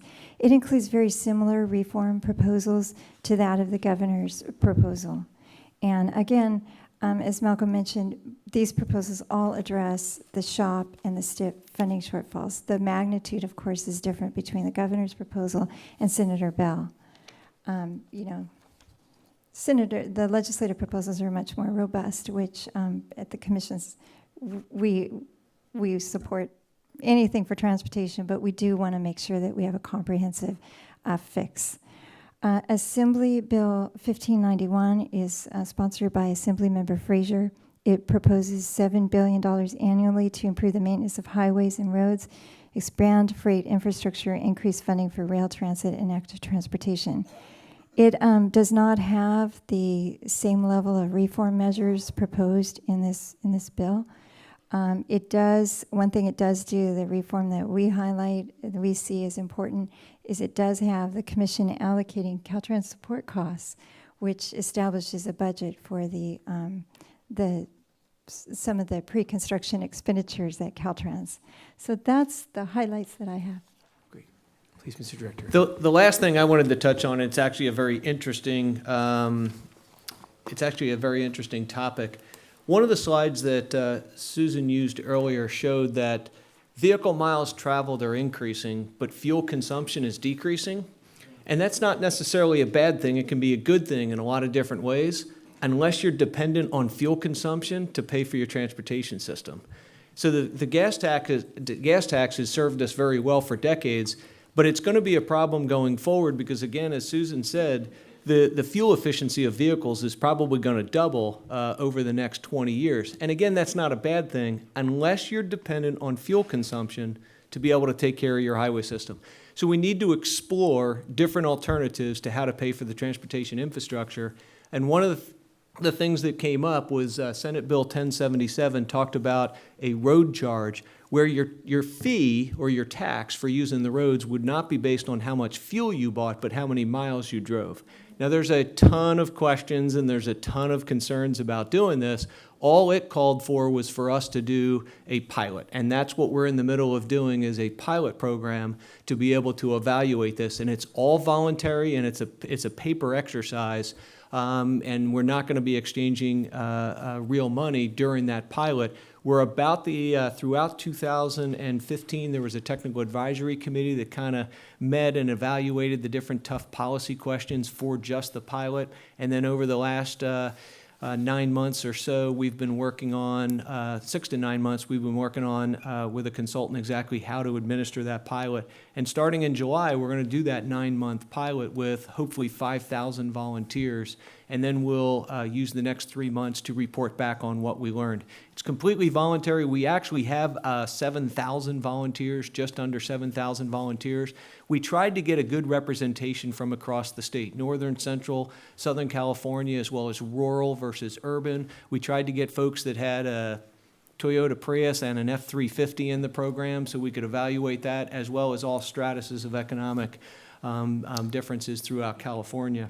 We have about 1 more minute, Mr. Director. I don't mean to be pushy whatsoever, but I think I can appreciate. Bring us home. So that's a pilot that we're going to be doing, and we're going to be reporting back. I don't know if we're ever going to get to a point where we're actually using a per mile tax or per mile fee. There are certainly some privacy issues. There are certainly some technological issues. There are certainly some security issues. But the pilot's going to inform the process quite a bit, and then we'll be a lot wiser. And we have to write a report and report back to the legislature by July of 2017. These the subsequent slides just basically show the schedule that was affiliated with it. We have to put the volunteers, we have to fill different buckets between urban and rural. And then these are just some of the questions that we're going to try to answer through that pilot. How do we do it? Privacy, security, and urban and rural. That's just a very interesting topic. And you can actually, if you wanted to read up on more information, you could get more information at CaliforniaRoadChargePilot.com. So with that, I'll turn it back, and I look forward to answering any questions that come my way. No, thank you so much, Mr. Director, and thank you, Madam Director. Really grateful for both of your time. And I had to say, both of you are extremely busy. And from being in an all-day hearing and making the trek over, we're really appreciative. And just want to say thank you so much. What we'd like to be able to do is to see if we have any comments or questions from the panel. And then what we're going to do is we have we're going to go straight to our regional panel, then we'll go to our local panel, then we're going to open it up for conversation with everyone. I just want to reiterate what I heard you say. It's been since 1994 since we've seen an increase in the gas tax. And the way the gas tax essentially works in California, as gas prices go up, so does the tax level. As gas prices go down, so does the tax level. So what we've seen over the last year and a half, going into July of this year, we started out a year and a half ago about 18 cents. We're going to be down to a little less than 10 cents, and that's taken about $1.1 billion out of the maintenance fund. So that means we're spending $1.1 billion less than we were because we have the adjustable gas tax formula. No one's complaining that gas prices are lower, but what we know is the way our formula works, as prices dip, so does the tax level. So that is another reason why we are seeing these significant shortages. I just want to make a quick comment about the bills that we just heard from. We have a bill in the Senate, $6.5 billion a year. We have a bill in the Assembly, $7 billion a year. We have the governor's legislation that he'd like to be able to advance 4.5 to 5. 3.6. Thank you so much. I'm being generous. Dang. 3.6. Really what I think would probably end up happening at the end of the day is that all three sides are going to need to be able to get together and figure out what the plan looks like. I don't think you're going to hear an argument from either of us up here that it should be as high as we can go because of the mess that we're in. But what I will tell you, it's going to take a 2/3 vote. So that means both Republicans and Democrats alike are going to have to support it. And that's when all of us were saying in the beginning, potholes don't know political boundaries. And we know that challenges in Republican areas and Democratic areas are similar. And we need to invest in infrastructure. So that's the big conversation that's going to need to happen at the Capitol, and why all three of these proposals have been brought forward to be able to advance a long-term vision to get us out of this mess that we're in.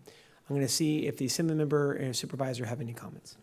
Just a quick comment. One of the things that was interesting to me is, the governor's plan of $3.6 billion a year over 10 years. But sir, you brought up the fact that by doing the math, the need is $5.7 billion over 10 years. And so I, for one, am really intent, if we're going to ask the public to change the way we fund our infrastructure, I think we need to be upfront with the public, let them know upfront what the costs are going to be, and work on it. I think either one of the Assembly or the Senate proposals, in my view, is a good step in the right direction. I think the Assembly proposal needs those reforms that the governor and the Senate had put in there. So it will be a hybrid of, hopefully the hybrid of the Senate and Assembly proposal. Thank you very much, and I appreciate the presentation again.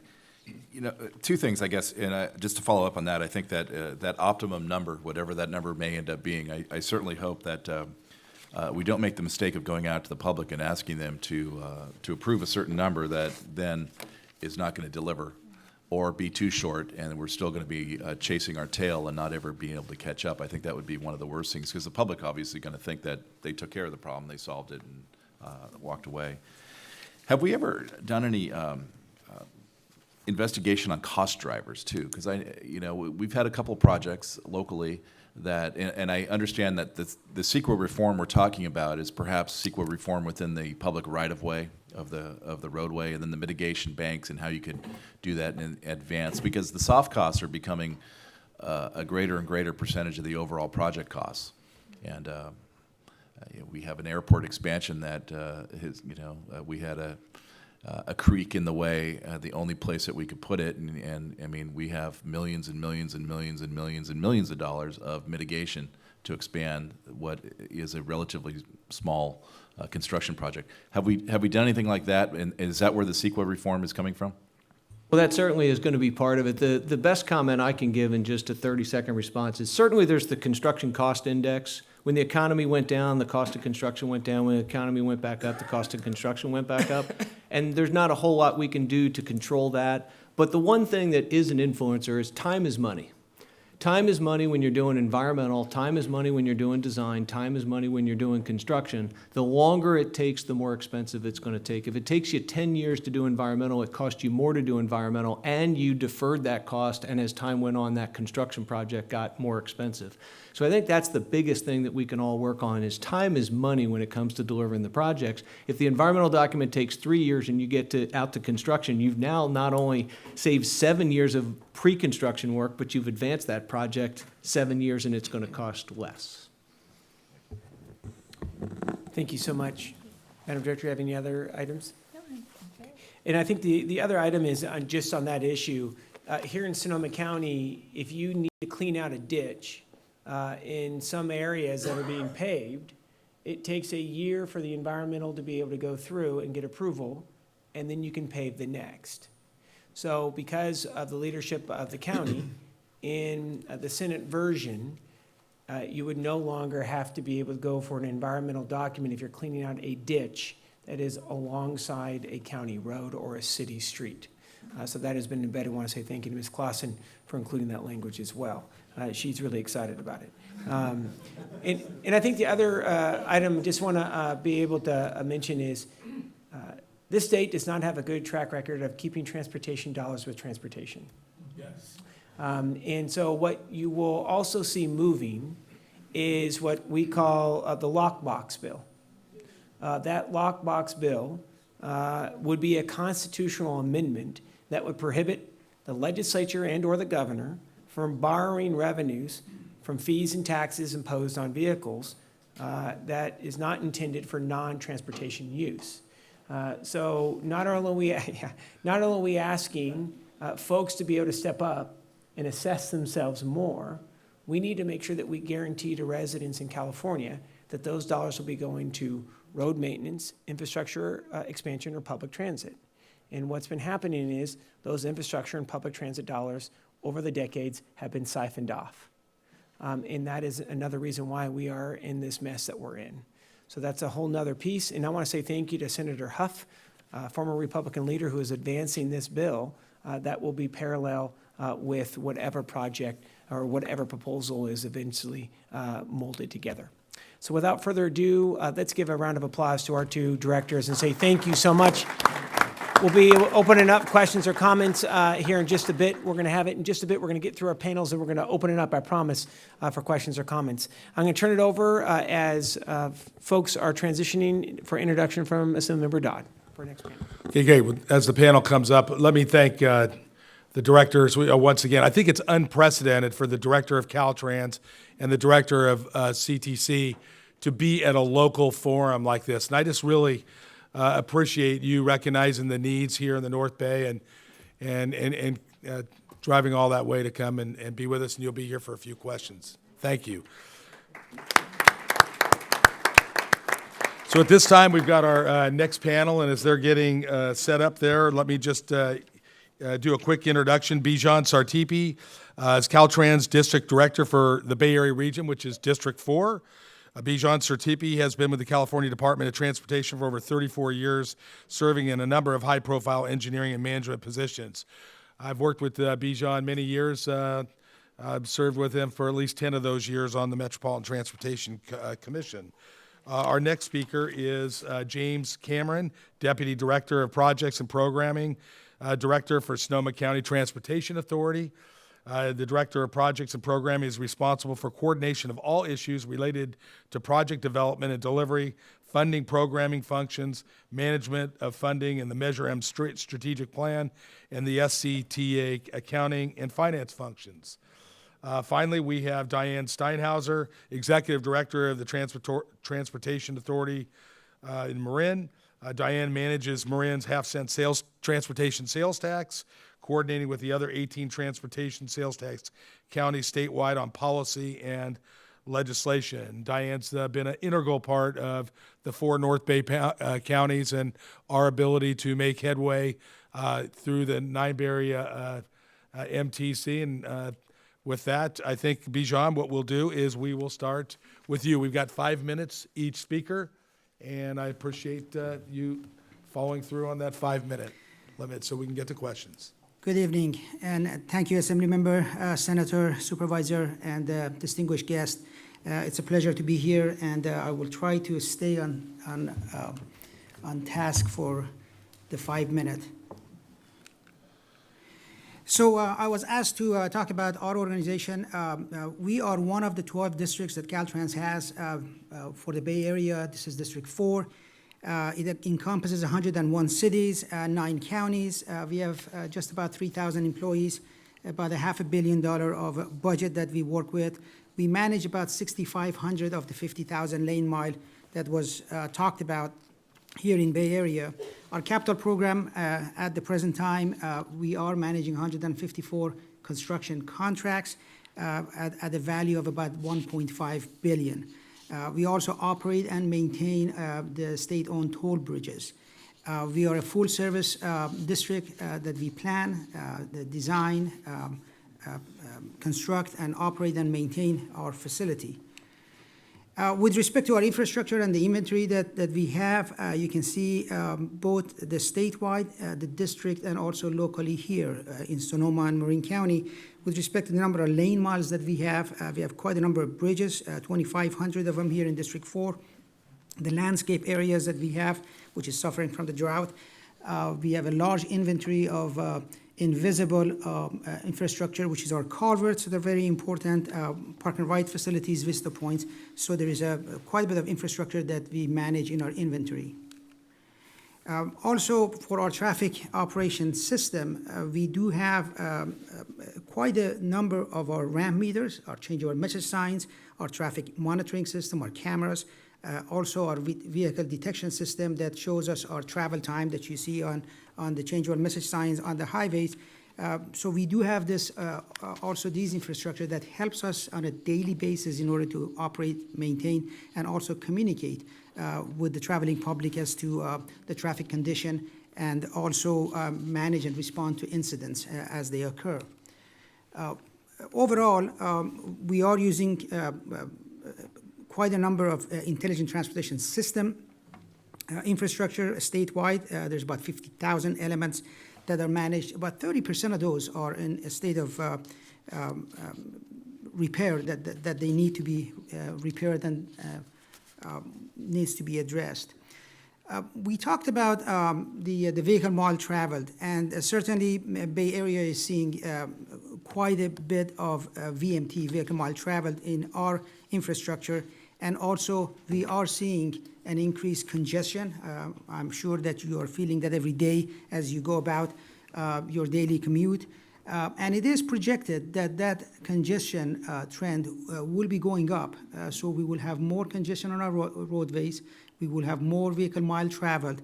And the result of that, and actually this shows that all Bay Area County suffer from the congestion and from the delays that we see. Two of the counties carry or have about 50% of the congestion that the region sees on a daily basis. As a result of that, we are seeing that distressed lane mile, potholes, and pavement that is in need of repair. And as you can see on this chart, about 23% of all roadways are in distress and are in need of rehabilitation. There was a report, the latest report, the TRIP report that was just released yesterday, highlighted the issue of delays in projects that do not have full funding. They have a green, yellow, red report that they put out, projects that do not have any funding, those that have some funding but they're not completely funded, and others that are being delayed because of that. In this report, it was highlighted that there is a cost in congestion. And Bay Area, as you see, the San Francisco, Oakland area, the cost of congestion, 78 hours is what they're estimating on an annual basis that people are stuck in traffic, and there's a cost to that. Last year's TRIP report focused on the cost of repair for vehicles as a result of the pavement and the poor pavement condition. And again, this is a list you don't want to be on, but we are on this list. San Francisco, in an urbanized area, is number 3 statewide, which the cost of repair for the vehicle is about $782 per year. Of course, our infrastructure is aging, as mentioned. There is a cost to that. The cost comes from the damage to the cars, from the delays because of the facility not being available when we have potholes and road closures, and also there's environmental issues with that. When we have detours because of those damages, there is longer travel times and also higher emission of the cars just stuck in traffic or not being able to traverse as quickly as possible. So one of the questions that was asked was, what are we doing with the monies that we have? We are delivering projects. As this chart shows, in District 4, in the last 10 years, we have delivered 531 projects to construction, just about $6 billion, $5.8 billion. As also you can see that there is a peak in 2009-2010 timeline that we delivered over $1 billion here in District 4 in the Bay Area.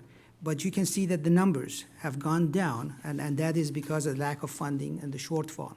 At the present time, as I mentioned earlier, we do have projects in construction, 154 of them at 1.56 billion. This is almost the lowest level that I can remember in the last 13 years that I've been in the district.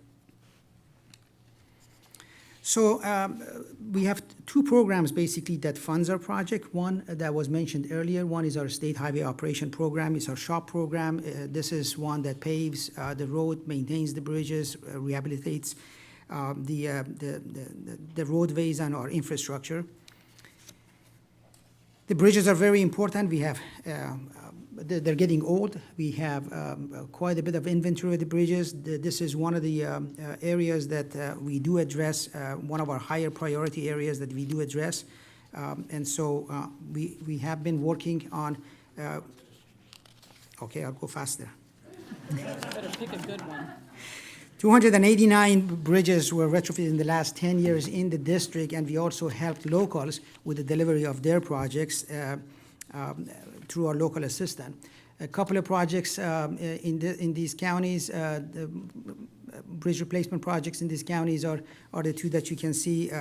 Lagunitas Creek Bridge in Marin County and Estero Americano Bridge in Marin County are the two that we're working on. Culverts are important. We have to take care of them. In the last 10 years, we have replaced 137 of them.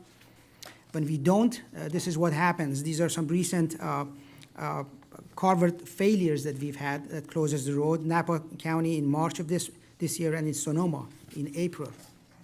We also have high priority for addressing emergencies and storm damages, and these are a couple of projects in Gleason Beach that we're working on that were damaged. What have we done with our SHOP money in the last 10 years in the district? $2.5 billion was invested in the SHOP, basically the entire program in the Bay Area associated with our SHOP program. As a result of that, 64% of our lane miles have been rehabbed, but then we still have the 23% of the distressed lane mile. What do we see in the future? The 2016 SHOP, which is the one that was just adopted, has about $1.3 billion in the next 4 years for us to take care of 156 projects, and you can see each one of the counties has their share of the SHOP. One of the important ones, and the one that we've been looking for, is the big pave coming to 101. It is on a schedule. At the end of this year, we're going to be in construction with this project. What are we doing with our STIP and our local money in partnering with my two partners to my left and right is investing in the 101 corridor with the STIP project, the bond money, and also with the local sales tax.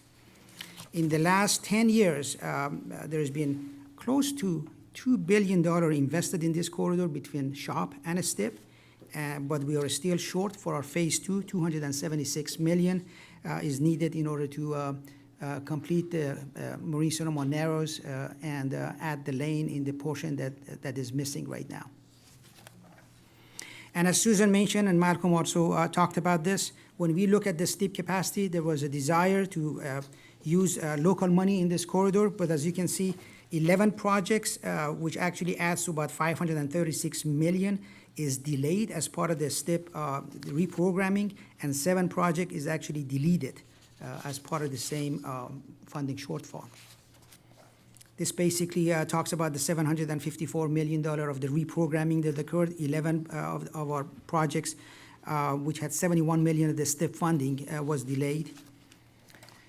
This is a picture of our pavement statewide, and as you can see, we were doing pretty well coming down in the distressed lane mile, but as we look forward, there is a slight grade upward, and this distressed lane mile statewide is increasing, and the district's picture is not much different. There is also expected to increase because we're not investing enough in our pavements. With that, I will thank you. I'll invite you to visit our website to be able to get information on the individual projects that you might be interested in. Thank you very much. Thank you, John. Well, James and Diane, I really want to thank you for coming tonight. He just took up all your time, so we're going to have to, no, I'm just kidding. But I think it's important to bring up here because I don't think I did it well enough at the beginning. And Bijan, thank you for that regional perspective. At the first panel was for the state perspective, and really asking Bijan to give the regional perspective in 5 minutes was a little bit much, and he did a great job, just teasing you. Thanks a lot, Bijan. And James, it's all on you now. Thank you so much for being here. So I work for the Sonoma County Transportation Authority. We are the congestion management agency for Sonoma County. We're composed of both the incorporated and incorporated sections of Sonoma County. We administer Measure M. Measure M is a 0.25% sales tax on transportation. It's a voter-approved measure that passed with the 2/3 majority in 2004. The sales tax currently generates $21 million a year. Of that $21 million, the voter-approved measure has an expenditure plan which outlines both apportionment programs and projects that are what the sales tax pays for. The apportionment programs are local streets rehabilitation, that's fixing the potholes, and also local bus transit. That is to help the transit operators within Sonoma County improve bus service and maintain bus service. The project programs include passenger rail, which is to support the smart rail, local street projects, which is a specific list of 11 projects within the expenditure plan, bicycle and pedestrian programs, which is a specific list of 15 projects, and of course the Highway 101 program. The Highway 101 program is what is administered by SCTA, myself, other staff, consultants, and with our partner Caltrans, who has done all of the construction implementation for. The other programs that I talked about is primarily dollars that are passed through to those 10 jurisdictions that we represent, all 9 cities and town within Sonoma County and the county itself. Some of the successes that we've had from the Local Streets Project is Hearn Avenue. This is the widening of Hearn Avenue, both east and west of Highway 101. Airport Boulevard, the new overcrossing that was installed, where Caltrans constructed this with us. The Old Redwood Highway interchange right here in Petaluma was recently completed. Bicycle and pedestrian program has been all around the county. Starting in the middle, going counterclockwise, is the Colgan Creek Trail. That's in Rohnert Park. We did the Foss Creek Trail in Healdsburg, and we continue to work on other phases of that with the city of Healdsburg. Bodega Bay Trail, Santa Rosa Creek Trail, Street Sparts Sebastopol, and once again, right here in Petaluma, the Petaluma River Trail, where you can see the steel truss that mirrors the architecture of the wooden truss that's in the turning basin here in Petaluma. The Highway 101 program is our last project program that we have been part of, delivering 22 miles of continuous carpool lane from Windsor to Petaluma. You can see the before and after is pretty typical of that corridor, and what's left is that last 7 miles and change, close to 8 miles here through Petaluma. How do we finish 101? This is what's left. We have about $120 million need in Sonoma and $120 million need in Marin. There's also some landscaping funds that we need to complete the corridor, and the SCTA has bonded for the Highway 101 program 3 times now. Of those bond funds, they've been all expended except for $15 million that's ready to go to work to reduce that $120 million need in Sonoma. But as of now, the construction that's occurring out there will be wrapped up in 2018, and unless we find additional funds, no new additional HOV lanes or carpool lanes will be opened up. Looking at the future and what our needs are, and some of the discussions that are happening at SCTA and with our board, obviously we need those funds for Highway 101. Local street projects on the horizon is the Hearn Avenue interchange. We've done east and west with City of Santa Rosa. Now we need to do the actual structure itself. Also, the Highway 116, 121 intersection is of importance. It's a project that's moving through its development phases. Maintaining what we have is, I think, one of the largest things, and Susan Clausen's presentation will talk to that a little bit more. Smart passenger rail. We want to see SMART go to Windsor and go all the way to Cloverdale and help where we can with that, and also the connectivity to SMART and how working with the local transit operators to increase that connectivity. Mode shift is a discussion that's going on that we're part of, both increasing or growing bike networks and bus systems, embracing technology. An example of that would be the ramp metering that has been implemented here in Sonoma County and will continue through Petaluma into Marin. The share economy is part of the discussion, car sharing, bike sharing, and then the next big highway project is Highway 37. It's not just a congestion issue, it's also a sea level rise adaptation issue where that highway will be underwater. But the question still remains, how will we pay for it all? Thank you. Good question. All right. Hang on a sec. We'll get to questions. Diane, you're on. Thank you very much. Thank you.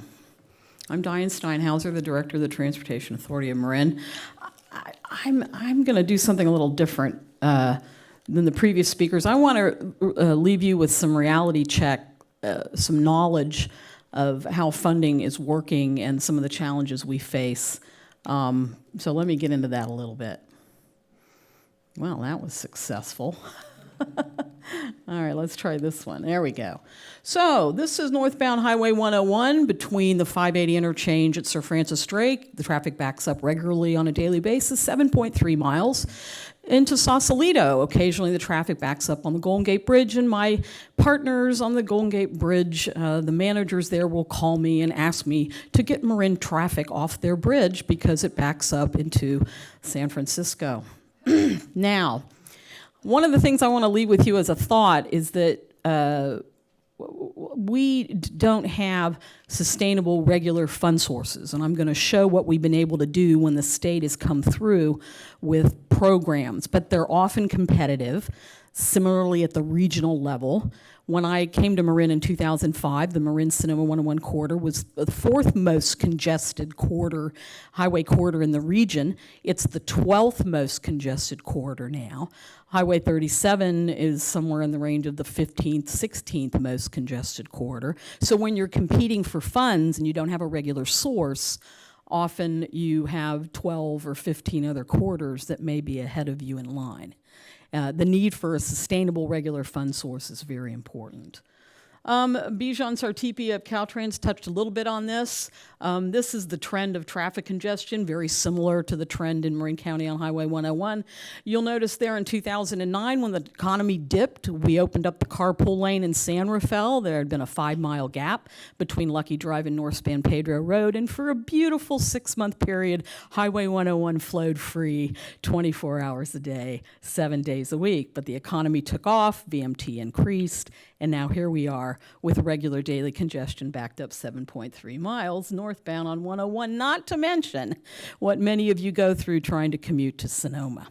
So we know that trip from San Rafael to Petaluma can take about 25 minutes, and it easily is at an hour due to the congestion on northbound 101 through the Narrows, which isn't completed yet. TAM's revenue sources. So two things I want to point out on this chart. This is an annual amount of revenue for the 2014-15 fiscal year. You can see from this chart that we get a little bit of money from the federal side, same with state, same with regional. The majority of our funds, it runs between 75% and 85% come from local sources, and we've been able to raise that money. The second thing I want you to notice about this chart is when you have a major highway project, and I'm going to point this out a little later, that exceeds $100 million, it's really hard to build it when you get $1.6 million a year from federal and $1.4 million a year from the state.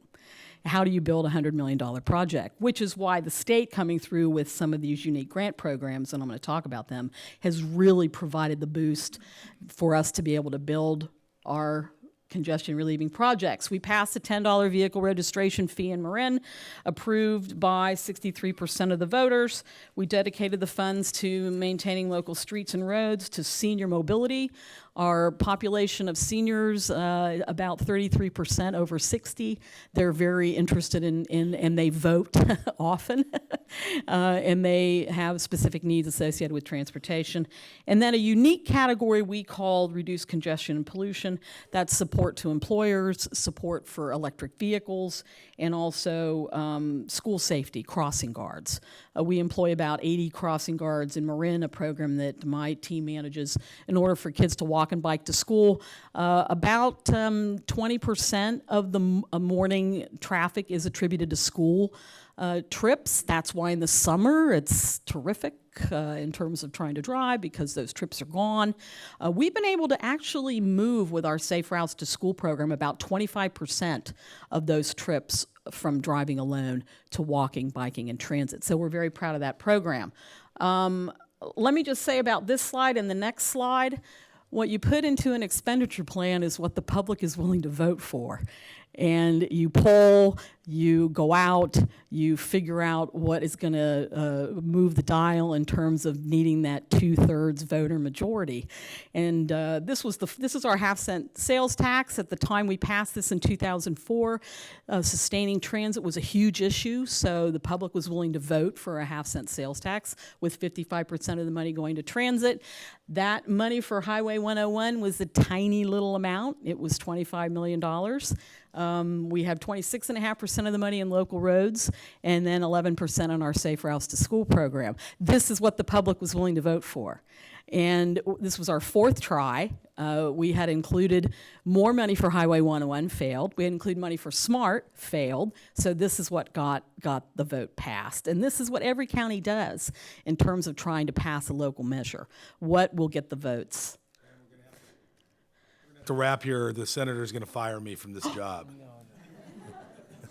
So, all right, well, this is 101 before and after I'll finish really quick. Shame on you, too, for taking so much time. If you remember Highway 101, there was no lane through San Rafael. It was lousy. We opened this up in 2009.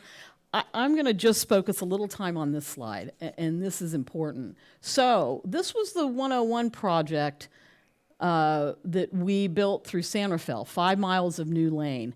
When we first started the program, we had fund sources that were state and federal.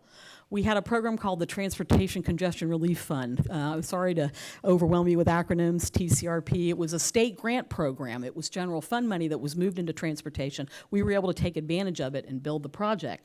By the time we got down to the last segment, that guy there on the right, we had 13 fund sources that we had to cobble together to build a $50 million highway project, and that's the business that we're in when it comes to trying to build these major projects. The state Proposition 1B passed in 2006, another grant program, not sustainable.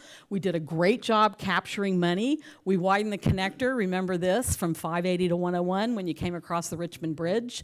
You spent about 20 minutes trying to get on northbound 101. That's now a very smooth traveled way. We did a number of projects through the Narrows. I won't dwell on those. We're able to use toll funds. Just to give you a quick update, we seek funds when we can't get them from the state. We'll seek them anywhere we can. We got $74 million from the Bay Area Toll Authority. These are the tolls you pay when you cross the Richmond Bridge. We're going to advertise a project to add a third lane eastbound on the Richmond Bridge. It's going to be advertised in June, and it'll be open about a year later. So thank you to our toll authority, MTC. I know our next panel is going to talk about major road needs. We have a lot of needs in terms of roads. And then, oh, this didn't quite come through. Oh, there we go.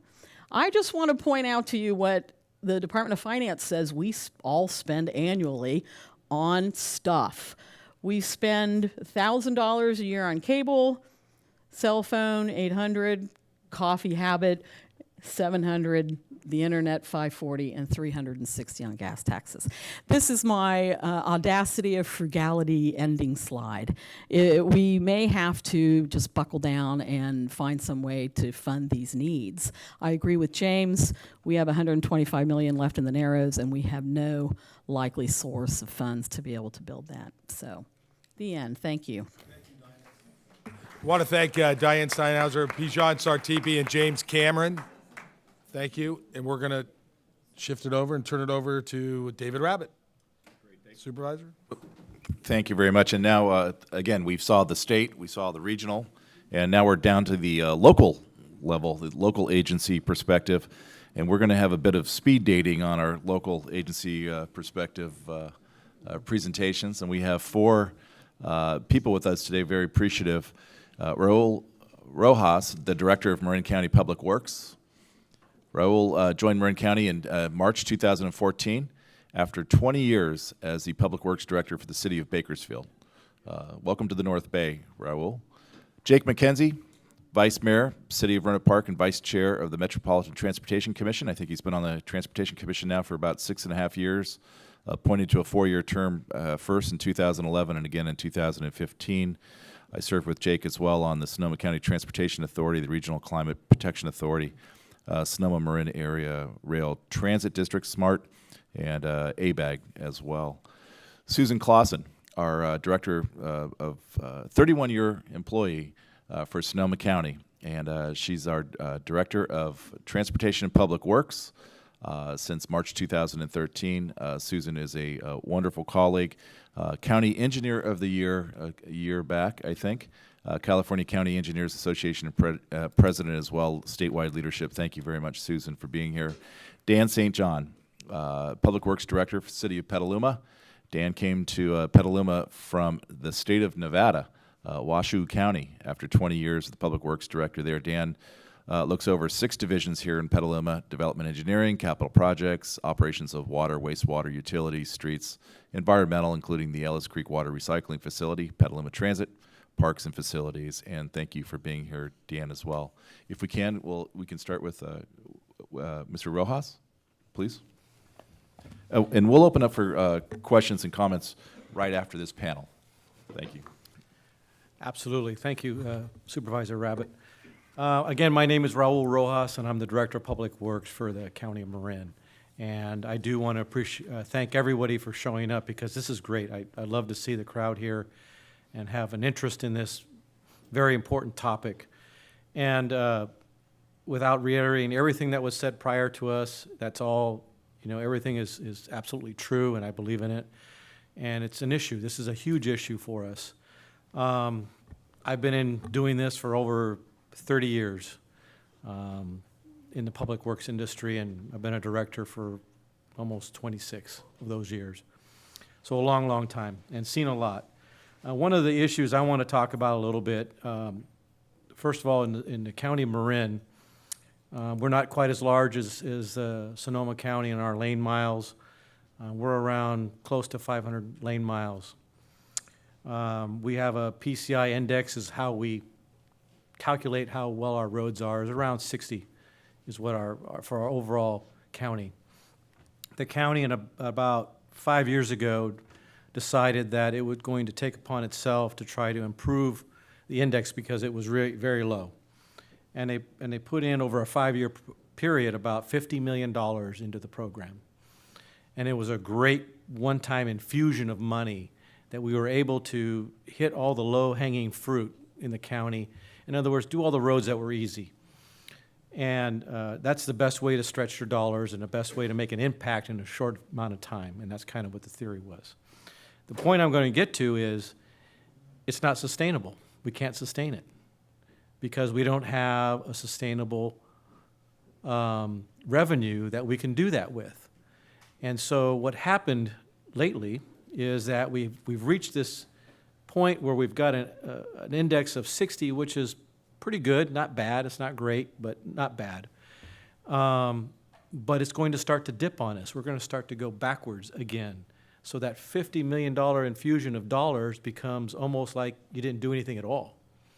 And that's where the problem comes in, is that if we can't find a way to sustain these maintenance issues, we start going backwards. Even when you do a one-time infusion, if you remember in the 2000s, Governor Schwarzenegger did a big bond issue, and everybody got a lot of money, and we did projects for a period of time, and then it just fell off. And then we couldn't do anything. And that's kind of the same thing.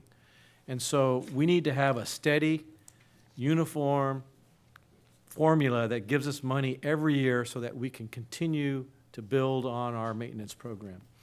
And so that's a big issue for us, is sustainability. So I can't stress that enough. And it's been said before, and you've seen all the reasons, and I don't want to reiterate all those, but that's what it is. Another issue that was kind of said a little bit earlier and really didn't expand upon it was the soft cost. When I started in the industry, our soft costs were between 10 and 15%. That's what it was. Today, in the Bay Area, on some projects, we push 40%. So for example, you take a $10 million project, and now I've cut it down to 6 because 4 million of that is soft cost. So that's before I get to the construction. And now, because it's taken me 5, 6, 7 years to get there, that $6 million that I was going to pave 4 miles of roadway with, now I can only get maybe 2.5 to 3 miles. That's the impact that it has. It's huge. Mr. Rojas, about a minute. Could you let the audience know what soft costs are, so everyone's on the same page? Well, yes, absolutely. And thank you for that. At one time, it was just engineering cost and construction cost. Now it's all of our pre-engineering, which is mostly environmental now. And I think Malcolm said it earlier, time is money. So we spend 4 or 5 years in environmental, and that's where our soft cost, that's what we're calling our soft cost. Because the time is money, and the clock on that consultant just goes ring, ring, ring, and all they do is just charge us more money. They don't care. It's just time. So that's kind of where we see soft costs. So it's all of the pre-construction stuff, engineering, design, environmental work, and environmental work used to be, limited. And now we expand it to all kinds of things, which rightfully so. We need to make sure we don't harm the environment. I don't have a problem with that, but it takes too long. We need to find ways to make that a little bit shorter, still and protect the environment. That's still critical, that's still important, and we still believe in that, but it costs us a lot of money. So that same dollar doesn't go as far anymore. So you have all these other impacts on how we collect money, and then the dollar doesn't go very far. So that's critical. Appreciate that. And speaking of time, I will pass the mic. Thank you. To Susan Clausen, Director of Sonoma County Public Works. Thank you, and good evening. Thanks to you for having me here. You have heard a lot about how the financing works for transportation, so I'm going to try and repeat as little as possible in my comments. And I am with the Department of Transportation and Public Works in the County of Sonoma, so we take care of the roads and bridges in the unincorporated county. We also provide transportation in terms of Sonoma County Airport and Sonoma County Transit throughout the region. As I think some of the previous speakers said, we have about 1,400 miles of road that we maintain in the county, and it is about twice the number of roads miles in any other county in the 9 Bay Area region. We also have about 330 bridges that we maintain, and primarily I'll focus on the state gas tax and what we use it for, which is, at this point in time, all the state gas tax that we get into the Sonoma County Department of Transportation goes toward maintenance. So this is, the state gas tax money is the most flexible form of funding that we get into the department besides county general funds to cover the costs of our road maintenance workers that are filling potholes, the minor bridge repairs we have to do, the maintenance of the signals, the signs when they fall down, the guardrails that get bent, all the culvert replacement, all those things that we do just to maintain the roads open, safe, and passable. We used to get about $14 million a year towards that. We spend about $21 million a year on just those maintenance activities. The rest of the money comes from a piece of Measure M that the voters passed that we do get for maintenance, and also from the county general fund. So now with the gas tax swap that was described to you earlier and that dropping amount of money that we're getting, our $14 million has dropped to 10, which has had a big impact on us in terms of our ability to do maintenance. I've been in the county kicking around, as David said, for 31 years. I can remember when I first started with the department, the amount that we got in for the gas tax and the extra general fund contribution that the board gave us. We actually got all our maintenance activities done, and we used some of it to actually resurface roads. We don't have that money anymore for resurfacing the roads. So our only source of revenue lately for resurfacing roads has been about $2 million of federal dollars that we can spend only on roads that are arterials, federally eligible roads, and the money that the Board of Supervisors has been giving us. For the last 5 years, they have pumped $65 million out of the general fund into our Sonoma County roads. It is the highest level general fund contribution in the entire state that the board has given us the last 2 years. Every county, other county of the 52 wants to know how I did it and talked them into it. But with that, in the last 5 years, we've already resurfaced about 130 miles of road, and in this coming summer, we'll do about 60 more, and in the next summer, we're hopefully going to be programming for the board's approval in the next couple months about 95 miles more. So we will have resurfaced about 300 miles of road. I haven't seen this in the 30 years I've worked for the county. So it's been amazing what the board has done. Again, not very sustainable for the board with the limited general fund and property tax dollars that are coming in. So just to put that in perspective, our analysis of our road system says that in order, our pavement condition, he said, has 60. We have 49. Not good. Our arterials and collectors are in really good shape. That's where we're focusing our effort, is on the roads that carry the most traffic. But our local network, the PCI, is less than 40, and it's failing. And our analysis shows that we need to spend as much as $50 million a year for the next 10 years to really bring the whole network up to something that's in the 60s or 70s, so that the whole network is good. Susan, can you give an idea around here of an arterial road and a collector road, or anything that so people know? Oh, and an arterial road would be something like Petaluma Hill Road, Adobe Road, Freitas Road, those major roads that carry the bulk of the county traffic. The collector network is really the major roads that connect the different unincorporated county areas of population and connects those communities to the cities. Those are considered connectors. The rest are really your neighborhood streets and your rural roads that don't get a lot of traffic. But that's 1,000 miles of our road system, and that's where we don't have the money to maintain it. So, you know, these bills, the more robust bills that are proposed, we would could as much as double our intake of gas tax. With that kind of infusion of money into our program, we could actually start moving the needle on those local streets and roads. So, Thank you so much. Appreciate that. And Dan St. John, the Public Works Director for the City of Petaluma. Dan. Well, it's a privilege to be here tonight, and my one goal is to get through my 30 or 40 slides in about 4 minutes. Just kidding, people. Now, you've been listening to a lot of things, so I have a question for you.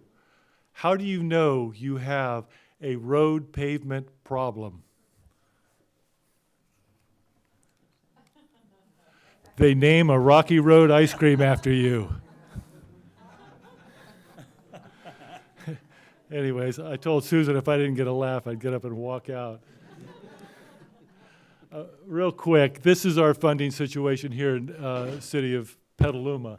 It is not robust. You can see the blue column at the bottom is what we get from the state through the state gas tax, and you can see that that declines. I can't read the numbers from here, but you can see that it's basically going down.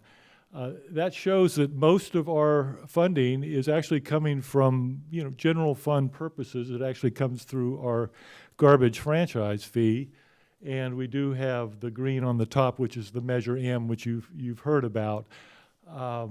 So our funding is declining, our buying power is declining, and right now there's very little hope in sight until these gentlemen in shining armor came to us tonight with their plans. So thank you very much, Senator and Assemblyman. Our special conditions here are that roughly $3 million a year funds everything under the sun out there relative to roads, street lights, you know, signage, everything. We also receive about $1 million a year from the federal programs for the arterial paving that you heard Susan talk about. And unlike some of the other cities that have raised local funds, our community has not supported that concept to date, but we hope that that may change in the near future. And we know that, you know, the special tax threshold, which is around 65%, is a very high bar, and that has been a problem for raising local funds. Our situation here is, this is a busy slide, but really what it's saying is we have the third worst roads in the Bay Area. That distinction used to, and we're the worst in Sonoma County. That distinction used to lie with my colleague to my right. However, because of the support of Supervisor Rabbit and the other supervisors, they have now they're now ahead of us. And you can see on the lower graph how bad our local streets are. They're absolutely the bottom. We were asked to, which is the light, you suppose? Oh, the black dot in the middle. We were asked, okay, here's where we are now. We're getting about $2 million into our roads every year. So that's that green line. You can see we're about here, which is very poor, and that's just going to keep going down. That's where we are today. And as of the budget that's been approved here, or will be hopefully approved on Monday by our board, that's the trajectory we're on. This is what we need.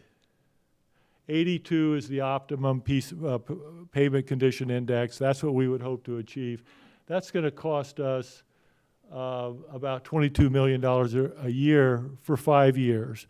One of the numbers the community has heard is about $10 to $12 million a year for 10 years. And we can get it up there, and at that point we can sustain it. This last slide, again, just to remind you, you are in Petaluma. Thank you for coming. You know, all you have to do is go out and look at our roads if you want to know what we're talking about here. I was recently taken out in the field by a citizen who wanted me to show me the condition of the roads in her neighborhood. She supplied these pictures. She reached down, and I think it was that piece right there, and she picked it up. And I said, "Excuse me, would you please put my road back?" So thank you very much. Thank you, Dan, very much. Jake McKenzie, again, Vice Mayor, City of Roanoke Park, and Metropolitan Transportation Commission Vice Chair as well. Jake. Well, you all be relieved to know that I won't be using this, so we can get rid of that. No PowerPoint. I'm the elected official sitting along with the other sacrificial lambs here. I suppose I'm supposed to talk about politics and the politics of transportation in the San Francisco Bay Area. And I have learned the hard way. I did learn some of my lessons through my now Assembly member, Bill Dodd, because I was one of the newbies on MTC, and he was the past chair of MTC. And when the former Board of Supervisors appointed me to fill out a term, I appeared in front of them and they said, "Well, Jake, what we expect you to do is to work closely and cooperatively with the other 3 North Bay counties." And that would be Kinsey and Marin and Dodd and Napa and the dean of all, Jim Spearing and Solano. And so I paid attention, and I dutifully have gone to the North Bay meetings of the 4 of us. And in fact, it works a wee bit, because the first thing you have to remember about the politics of the Bay Area and MTC is there are 9 counties, right? And how many people live in the 4 North Bay counties? A wee bit over 1 million people. So that leaves 5 counties, including the city and county of San Francisco, and there's 7.5 people who live in the Bay Area in these 9 counties. So do the math. Over 6 million of the people live in the other 5 counties. So for us to punch anything like our weight, we have to work together. Well, we've just had an example in the last wee while of how difficult that is when things start not to work quite so well in the 4 North Bay counties. Because when Congress acted amazingly enough last December, they passed a new transportation bill, and that was very nice. And we thought, this is going to be grand. We did. And we're going to enhance America's global competitiveness, and we're going to have fast lane monies. And Department of Transportation came out with fast lane money program all of a sudden a couple of months ago. But it's a competitive program, and there's so much money goes to California, and there's so much money going to go to Northern California. And then, so who's going to get to compete? Well, let me ask you a question. If you're looking at goods movement in the San Francisco Bay Area and you're looking at the 680 interchange at Cordelia Junction, and then you look at hauling wine on the 101 south down to our ports of entry or exit, we get trumped, frankly, in terms of the volumes of goods going through the 680. So while both of our projects that are eligible for the new Fast Lane Federal monies competitions are being recommended by MTC, the Solano project is going to be the number one, and our project is going to be number two. And why do I bring this up, since we're all supposed to be friendly and getting along together? Well, the reason I bring it up is that we have the Marin-Sonoma Narrows, B2 Phase 2, and we have the infamous Port Sonoma earmark. Gosh, now there's a topic to get you salivating a wee bit. Golly, it's free money. All of a sudden, $20 million shows up on the table. Well, wouldn't that be nice? Well, then when Department of Transportation releases the earmark, oh, it's $18 million. And then the next thing we hear is it's down to $16.5 million. So that's one of the amazing things that happens with transportation money. But then, what happened to the STIP? The STIP vanished, because the STIP was our fallback position. You know, if we couldn't get the big federal bucks, then at least we'd have STIP money so we could do the WeFix, the B2 Phase 2 $35 million project. And we had the STIP money lined up, and SCTA, where's James? There you are, right? We had it lined up with MTC. The skids were greased, and then all of a sudden, as we heard from the executive director of CTC, next week we're going to be voted off the island. I mean, ain't going to be no STIP.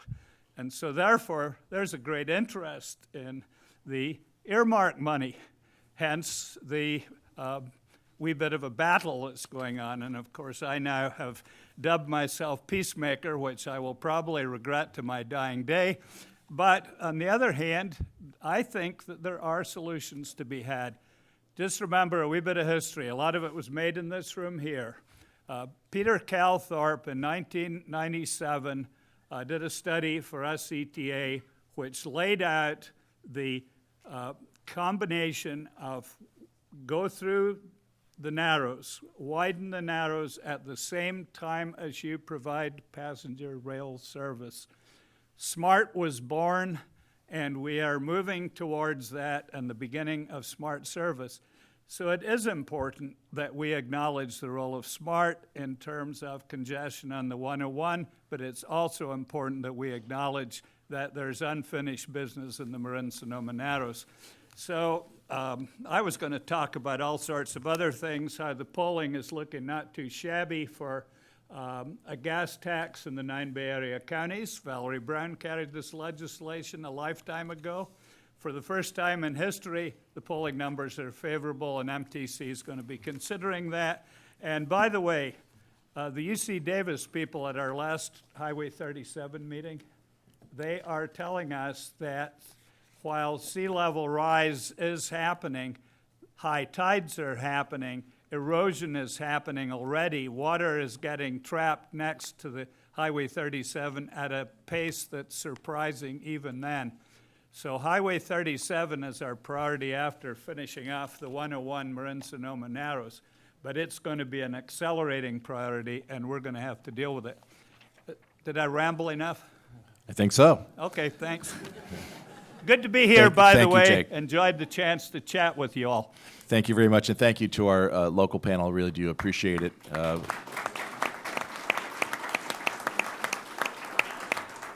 And like I said earlier, even though it's not maybe perhaps 2.5 time road lanes across around the world, it is a significant, and the majority of roads are owned at the local level.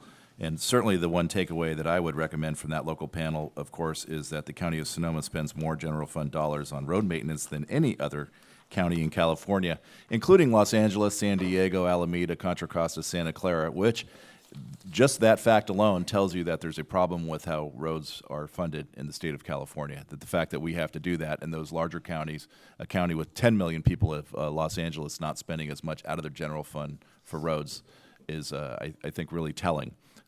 So with that, I'll turn it back to the Senator and say thank you.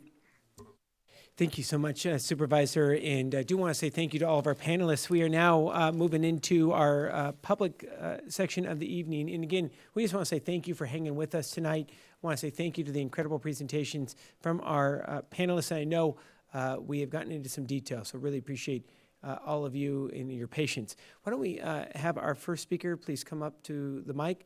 We welcome you. Yeah, please come on up. If you don't mind just stating your first and last name, and you have 3 minutes, and I'll just give you a heads up when you have 30 seconds. And we really appreciate you being here, and we will be offended if you're not taking cookies. So welcome, sir. It's good to see you. Dwayne Bellinger. Yes, I'm rise to talk about the serious consequences of the decisions that have been made over the last 100 years as to how we finance auto transportation. And I mean not only how we provide the roads, but the rest of the infrastructure, the bridges, but the health care for those people injured on the roads, the disability payments for those people who are injured on the roads, the cost of police for that. We've chosen to finance much of those by our property tax, by sales tax, some of it even by an income tax, and by a labor tax, and for the Social Security part of it and the disability part of it. All these parts of this is a huge picture of how much it's cost. The consequences of our decisions as to how we finance our automotive transportation system has to do with both the topic that's been brought up by two of our speakers, global warming, rise of the sea level, Highway 37, to the extent that we do not tax carbon gas, to pay for our full automotive costs. We defer the payments to other segments of our economy which are destructive to our society, to our world, to our future of our children.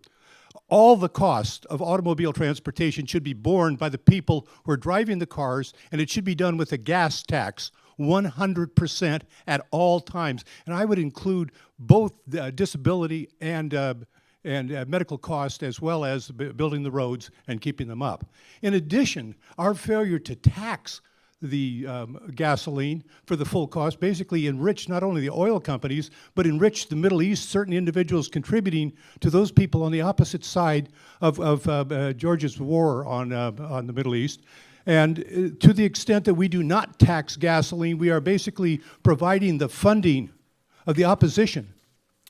And it is absolutely insane that we would be discussing any other method of funding our automobile costs other than raising the gas tax, preferably to $1 or $2 a gallon, so that we can actually prevent the necessity for raising Highway 37. Not trying to interrupt, we have about 30 seconds. Yes, I will also say, to the gentleman mentioned that we have not, Sonoma County has a problem, has a problem with the are getting our fair share is what the suggestion is.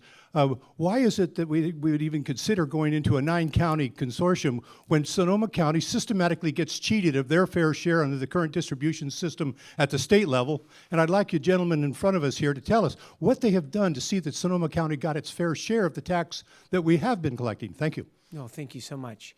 So we can comment on that quickly. And I really appreciate you being here tonight, sir, and for your comments as well.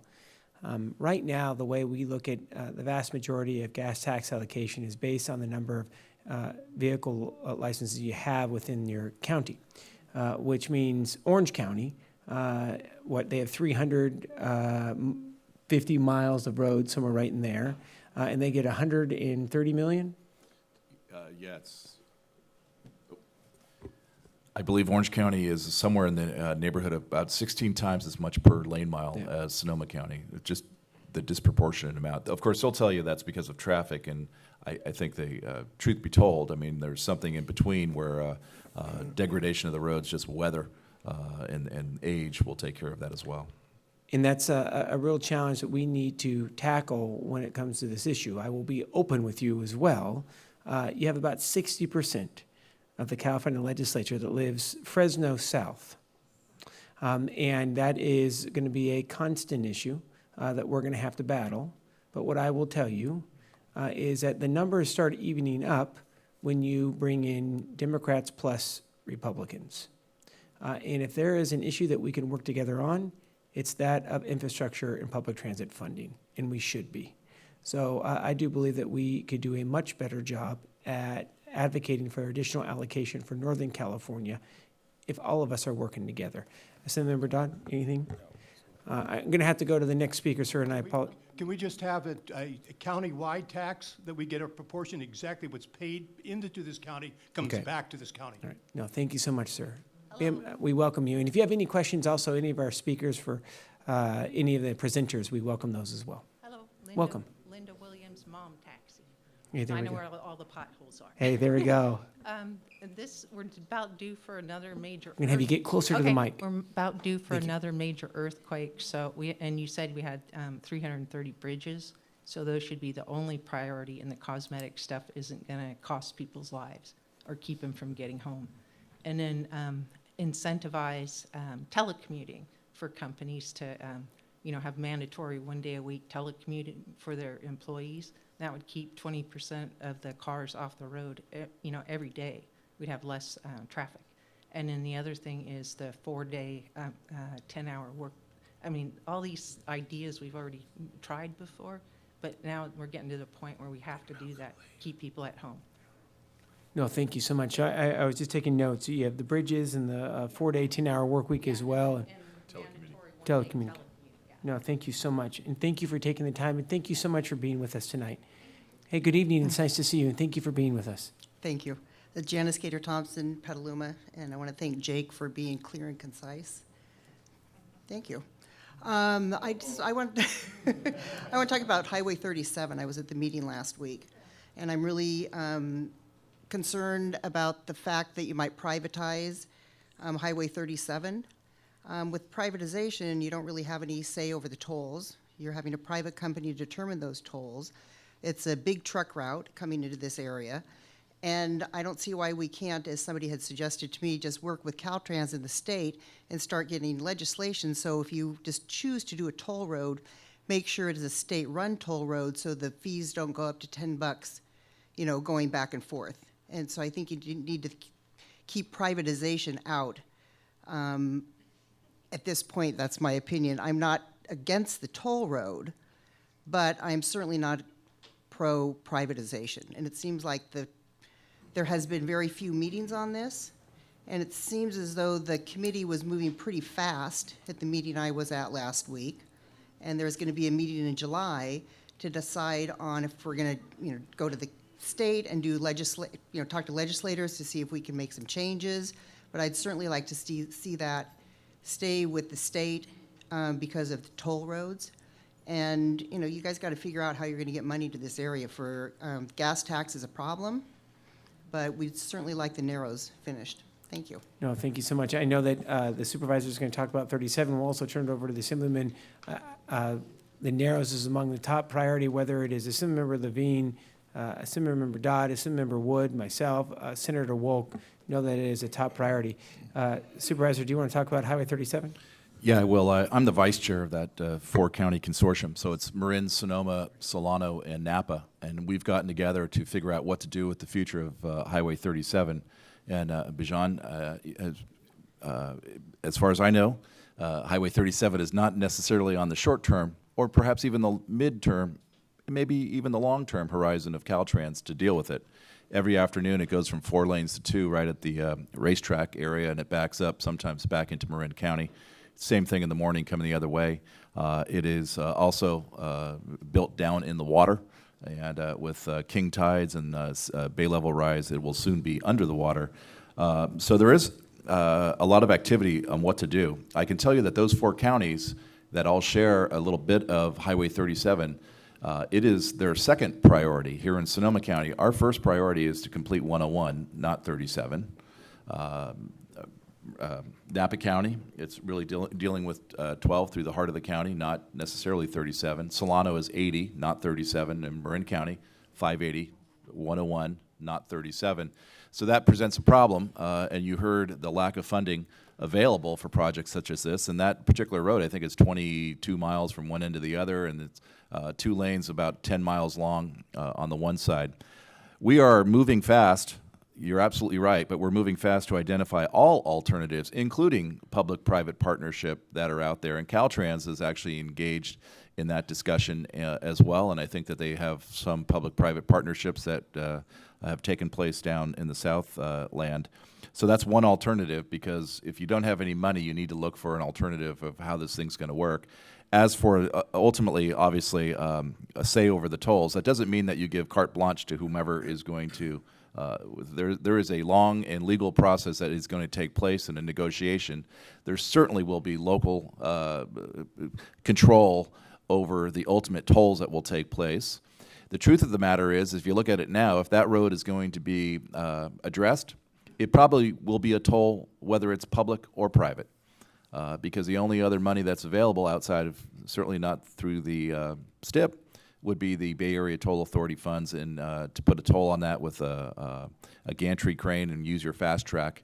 I believe you're probably going to see that more often than not in California over the next several generations. This is just the first time we're seeing it here in the Bay Area. Just real quick, whatever happens on that has to get state legislature approval. That's one. I think that public-private partnerships are going to be a part of our future. We did it most recently on the Parkway Presidio, which was Doyle Drive, $1 billion project that came in pretty close to on budget, if not on budget, and on time. So I think that's a step in the right direction. But I think the woman makes some great points about toll payer protections, and I think that's got to be primary if we go down that road. Thank you so much, and do want to say thank you to Ms. Cater Thompson for her service to the city of Petaluma as well. So thank you so much, Mr. Fishman. It's good to see you, sir. Hi, Neil Fishman, Petaluma. Just 3 points. I wanted to thank David for the stand on the Narrows issue and that $18.5 million. I think most people in Petaluma think that certainly some should go to a bus facilities down in San Rafael. We're all going to use it, but the majority ought to go to the Narrows.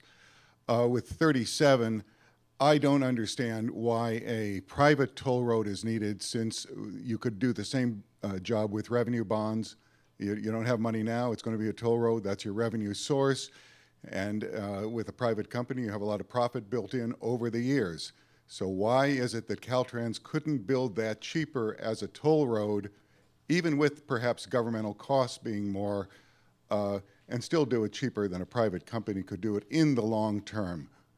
Also with 37, it's such a sensitive wetland area, and it's such an opportunity to open up so many more acres of wetlands and increase the flow there, that really we ought to be searching for partnerships with some environmental funds as well as transportation funds, so that whatever comes out of there is really the project for the next 100 years and not just something that's expedient over the next 10 or 15 years. And finally, on the Petaluma taxing issue, I always love to vote for taxes for public services. I didn't vote for the last tax in Petaluma because it was too open-ended. And frankly, the Argus Courier had a good editorial today about another try at a sales tax. It does have the language in polling had things about public safety response times and things like that. We all know that those are things to drive trucks through. Do a standard, just do it for potholes. I'd put trails and other amenities that are related to that into it. And then let's leave public safety and response times and other issues for another measure or something. You know, we all need to fund fire stations and police stations, so, but let's leave that off of the road issue and make it clean. And that's all. Thank you so much, Mr. Fishman. Grateful. Thank you. I'd like to see any comment from the Assemblyman or the Supervisor. Just on the, again, on 37, I think you're absolutely right.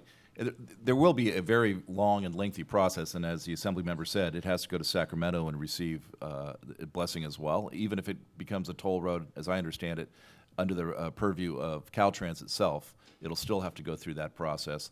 And I absolutely, the environmental side is so important because of the sensitive nature, and we have a 2.5 mile dedication this Sunday of the Bay Trail. That's going to be a great thing out there. And we had the breaching of the levee, and we have a lot of good work to show out in that particular area. But the roadway, whomever owns it, whether it's public, private, either way, will be alternating elevated causeway to let the water come back and forth underneath, probably raise it above 4 feet or so, whatever that number is going to be, that it needs to stay above the tide line.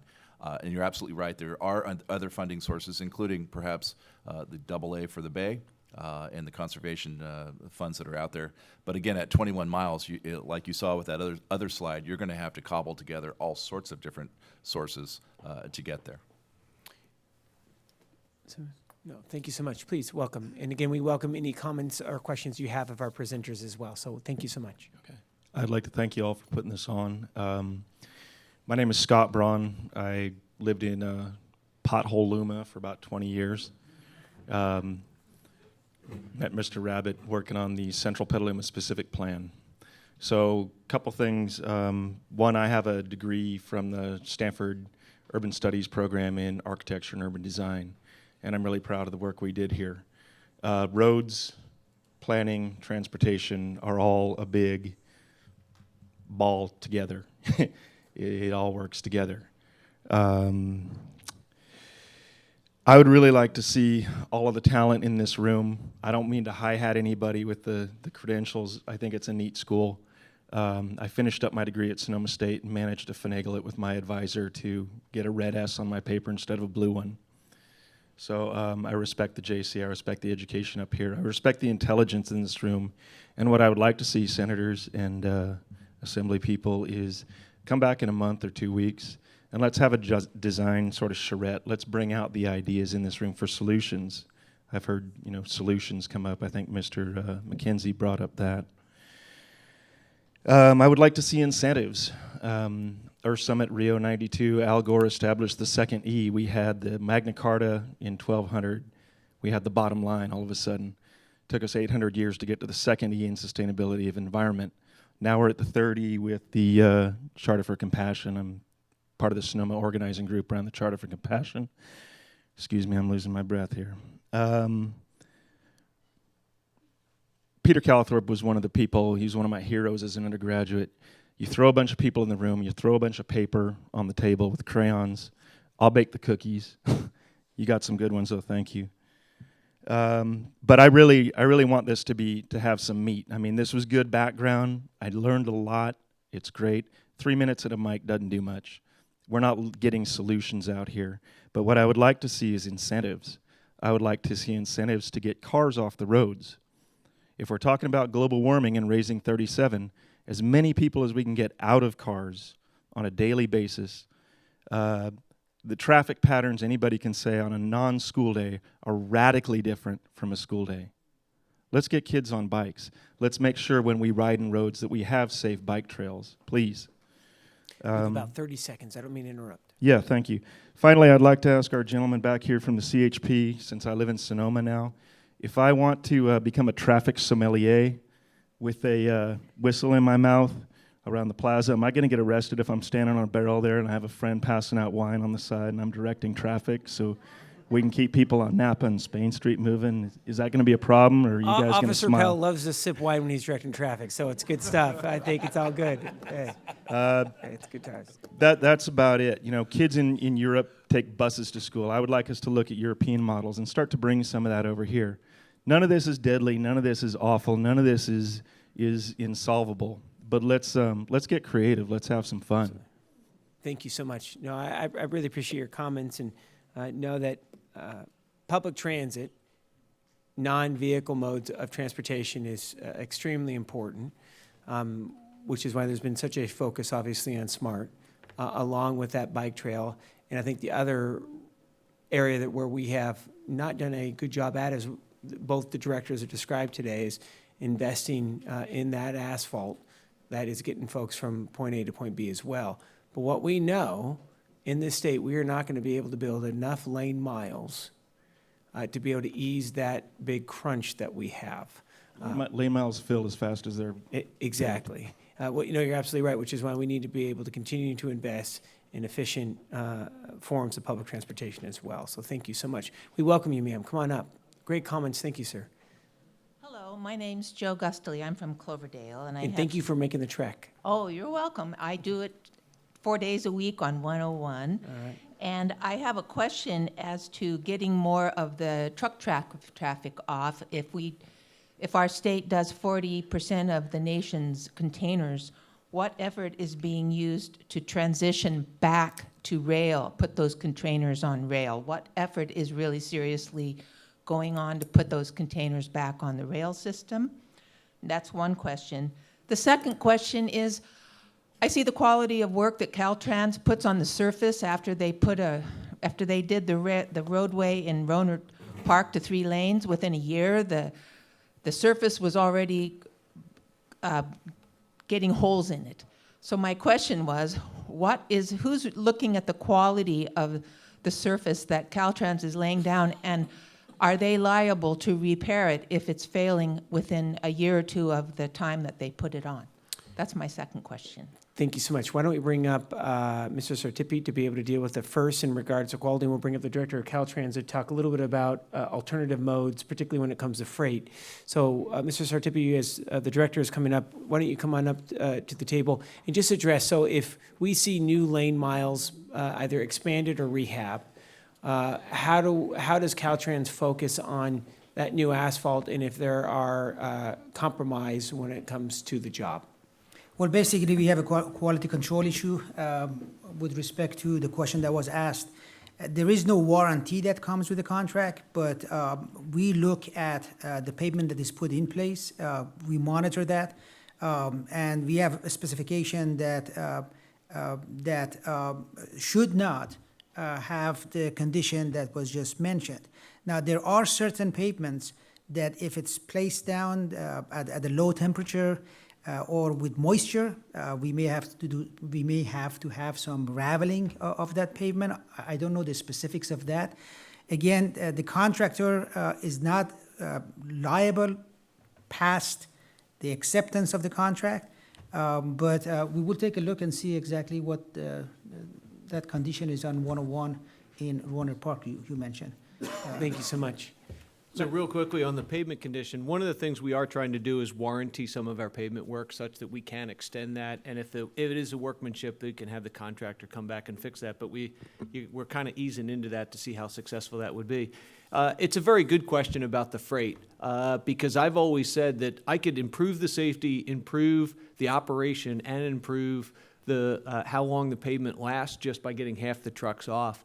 The challenge is the railroads are a private business, and they're not into short haul. They're into long haul. They like moving freight from Oakland to Chicago, not moving freight short haul because that's where their business money is. What we have done in the past, and we probably have to do more of it, is partner with that private sector and match their dollars, because the investment in the rail will benefit our highways by moving those trucks off. And we've done a few projects that way, but that's probably what we need to do is incentivize that investment for some of that shorter haul, because it will benefit all of us, not only on the operation and safety, but also you can move freight a lot more efficiently from an energy and emission standpoint by rail than by truck. And I think it'll come down to money with the private railroads. No, thank you so much, Mr. Director. I'm going to have both the directors, if the district director and Mr. Director, to be able to stand there. And we're going to have Madam Director to come on forward as well, just in case, if that's okay, as well. So, thank you. And I know, Supervisor, you also had a comment. Just in terms of with the reconstruction of the railroad tracks for SMART, there has been a push. We've had a freight railroad here in Petaluma now for some years. It's been operating, and I'm sure you've all seen it. But we've had a push and for some freight spurs, including right here in Petaluma for Lagunitas Brewery. They're going to be taking many trucks off there. I can't give you a number, but they're going to take many trucks off the road by having a railroad spur serve the brewery. And I know that Kendall Jackson Winery up in Airport Boulevard area is also looking to do the same thing. They're big into sustainability, and they want to keep moving in that direction. So I know that there's a number of opportunities there, and each boxcar is multiple 18-wheel trucks off the road. I just want to point out, I want to say thank you to the director of Caltrans. He actually came up with the Secretary of Transportation, checked out the Marin-Sonoma Narrows, was living the dream going through at commute time. He only cussed twice, which was very impressive. And then the other piece is they also checked out the Smart Line as well. And as part of about a $35 million request to be able to go from the airport to Windsor, part of that request would be for a rail spur at Airport Business Center. as what we know is there's more jobs at the Airport Business Center than anywhere else in the county, and we also know that there's been significant manufacturing and light manufacturing that have blossomed there. So that's some good news, and do want to say thank you to Mr. McKenzie, who's been a great advocate, along with Supervisor and Assembly Member for that. Let's go to our next speaker, please, sir. Hello, my name is Ray Morgan. I'm one of the people who pays these regressive taxes the hardest. I'm on the lower end. I don't make hundreds of thousands of dollars, so it's not a pittance to me. However, when I came to this meeting this evening, I knew that I was going to get the message that I got. You guys aren't getting enough bread. So I went online real quick and I Googled net taxable gasoline gallons in the state of California, and this year, 15 billion, 100 million. Last year, 14 billion, 700. Year before that, 14 billion, 532. However, this flies in the face of what everybody's saying is, oh, wow, our taxable revenue is going down because we don't have a significant loss in gasoline being sold in those years by the state's own website. I then went and I looked up in the state government. I said, well, how much tax is being collected on these gallons of gasoline? And this is off the state of California site. And I know you said 18 cents, but this says very succinctly here, state excise tax, 36 cents. And then you mentioned lockbox because the fund had been raided or is being currently raided because we're only getting 18 cents out of the 36 cents per gallon that we're paying. And I need to say this is not an issue of you don't get enough money. I'm saying this is an issue of we're paying you the money to do this work. But it's not getting to these guys. They're only getting 18 cents out of 36. That's 50% of the state excise tax that I'm paying for gasoline is getting to these guys. Everything that all of the people have come up here on the work end of this deal have said and done this evening is admirable. These are the people who are making this stuff happen. What's not happening is you guys. You guys need to really start beating this drum and stump this. Why are my gas taxes being stolen from my 101 corridor, from my potholes, from my public servants who are working their fingers to the bone? That's what I want to know. You have about 30 seconds. I don't mean to interrupt, Mr. Morgan. I apologize. I've got 20 seconds, and you're right. But the point is, that's where the problem lies. Yeah, we'd like to have pneumatic tubes move all the freight, and yeah, we'd like to have free carbon tax, and we'd like to have 37 not get drowned. But the real issue here is this money needs to be lockboxed. We had a measure in Sonoma County last year. We voted on it. They did not lockbox that money. They said, we're going to put this money to roads, but they didn't lockbox it on the ballot measure, and that ballot measure, Mr. Rabbit, failed, didn't it? And it specifically failed because we knew that money was going to be taken and it was not lockboxed for the roads, what we would have specifically voted for. You lockbox some bond measures, we'll be voting for them. Anyway, thank you very much for this meeting. This has been a very helpful meeting. I appreciated every bit of it. You guys have a good evening. Thank you so much, Mr. Morgan. Thank you. Let's get some clarity on that. Absolutely. Why don't we go into 3618, please? Okay, yes, I just want to clarify my earlier statements. There is a 18-cent base excise tax that is state tax rate. There's also an 18.4 cent federal base excise tax. I mean, when I'm referring to base, it means that in addition to all that, there's a price-based excise tax that the state also has, and that is the rate that I had referred to that will be dropping July 1st to 9.8 cents. So there's a variety of taxes on the gasoline that you purchase. The excise tax is based on gallons consumed. It's the price, so the 18.4 cents in the federal and the 18 cents state are both collected on the gallons consumed. The price-based excise tax is also collected based on gallons consumed, but it's adjusted annually to keep pace with what the sales tax on the price of gasoline would be.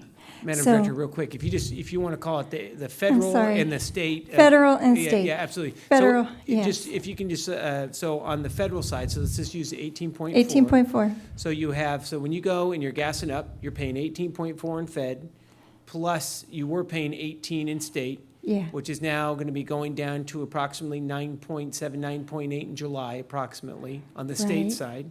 So talk about how that 18.4 on the federal side works, and then what do those dollars go to in regards to projects? Well, okay, and so to clarify, there are two Please. taxes at the state level. So on the 18.4 cents at the federal level Yep. and another 18 cents at the state level, both of those taxes are paid for at the pump based on the gallons that were consumed or fueled.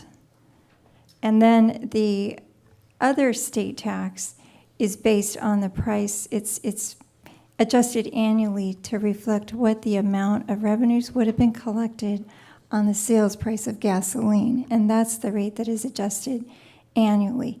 But what I should mention is that the excise tax is protected under the Constitution, and so it is a tax that is directed for state transportation purposes. There have been other revenue sources at the state level that have been diverted for other purposes. And a good example of that is the weight fees. It's truck weight fees that are paid, and those weight fees right now have been diverted to pay for tax debt service on bonds. And earlier it was mentioned Proposition 1B, but there were some bonds that were sold, and those revenues have been diverted. Absolutely. So $1 billion. So if you see those truck weight stations across the state, truck pulls in, pay their fee, $1 billion is generated on an annual basis approximately. What has been happening has been going to pay down actual bond debt from a previous transportation bond, when in previous years it was going into actual pavement maintenance and bridge maintenance, et cetera. Mr. Director, anything you want to be able to add? No, I think Susan covered it. It was a little bit of a clarification that was owed, so I think that's been made. That's great. So, real quick, please. State site says state excise tax, 36 cents, federal excise tax, 18.4, state and local sales tax, 6 cents. So the state website says this right now, as of April 25th of this year. Yeah, it is state 36 cents. There's an adjustment factor, Fed 18. That 36 has gone down. It went down 6 cents last July, and it's going down another 2.2. That's the only clarification, but that's accurate, except that 36 is going down to 28 cents. Okay, this was as April 25th. This is April 5th. Yeah, last July it went down 6 cents, and then this July it'll go down 2.2 cents, but it was. Still approximately 30-some cents, and you guys are getting 18. And that's just all. That's the point I really wanted to make. I didn't want to water that down to everybody thinking that no, I had made a mistake. I just want to make sure that I understood it clearly. Yeah, now I have to make another clarification. We're not only getting 18. Of that state tax, we're not receiving all of it. It's split between local and state roads. So, we can get into the exact split of that. But right now, those cents are not being diverted away from transportation. The weight fees are, but the 36 cents that's now adjusting down is going to cities, counties, and the state for transportation purposes. It is.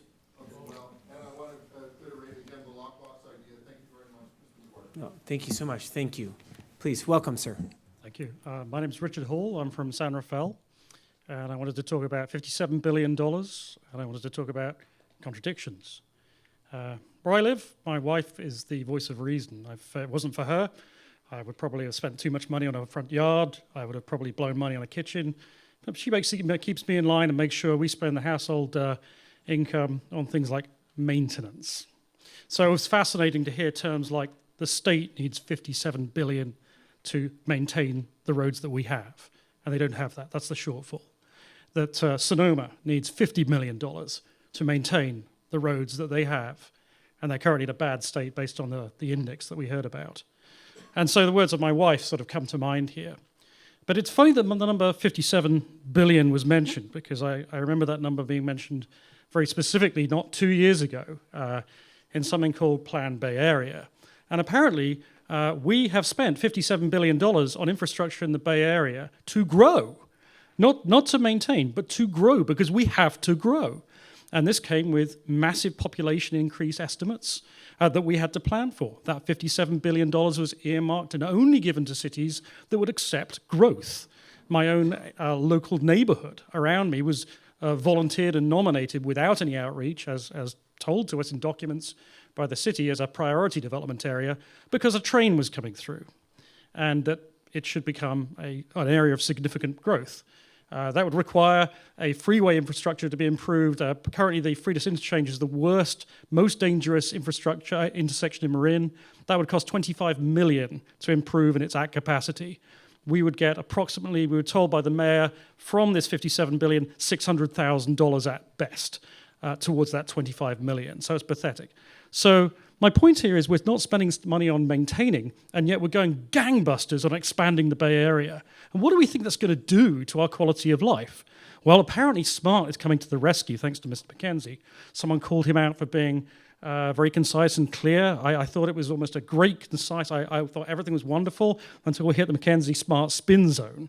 The remarkable thing about SMART is there is no valid ridership figures for this thing. It's costing, we had these numbers thrown out, it's costing $1.4 billion, that's including the bond interest. That could have been used to roads and infrastructure.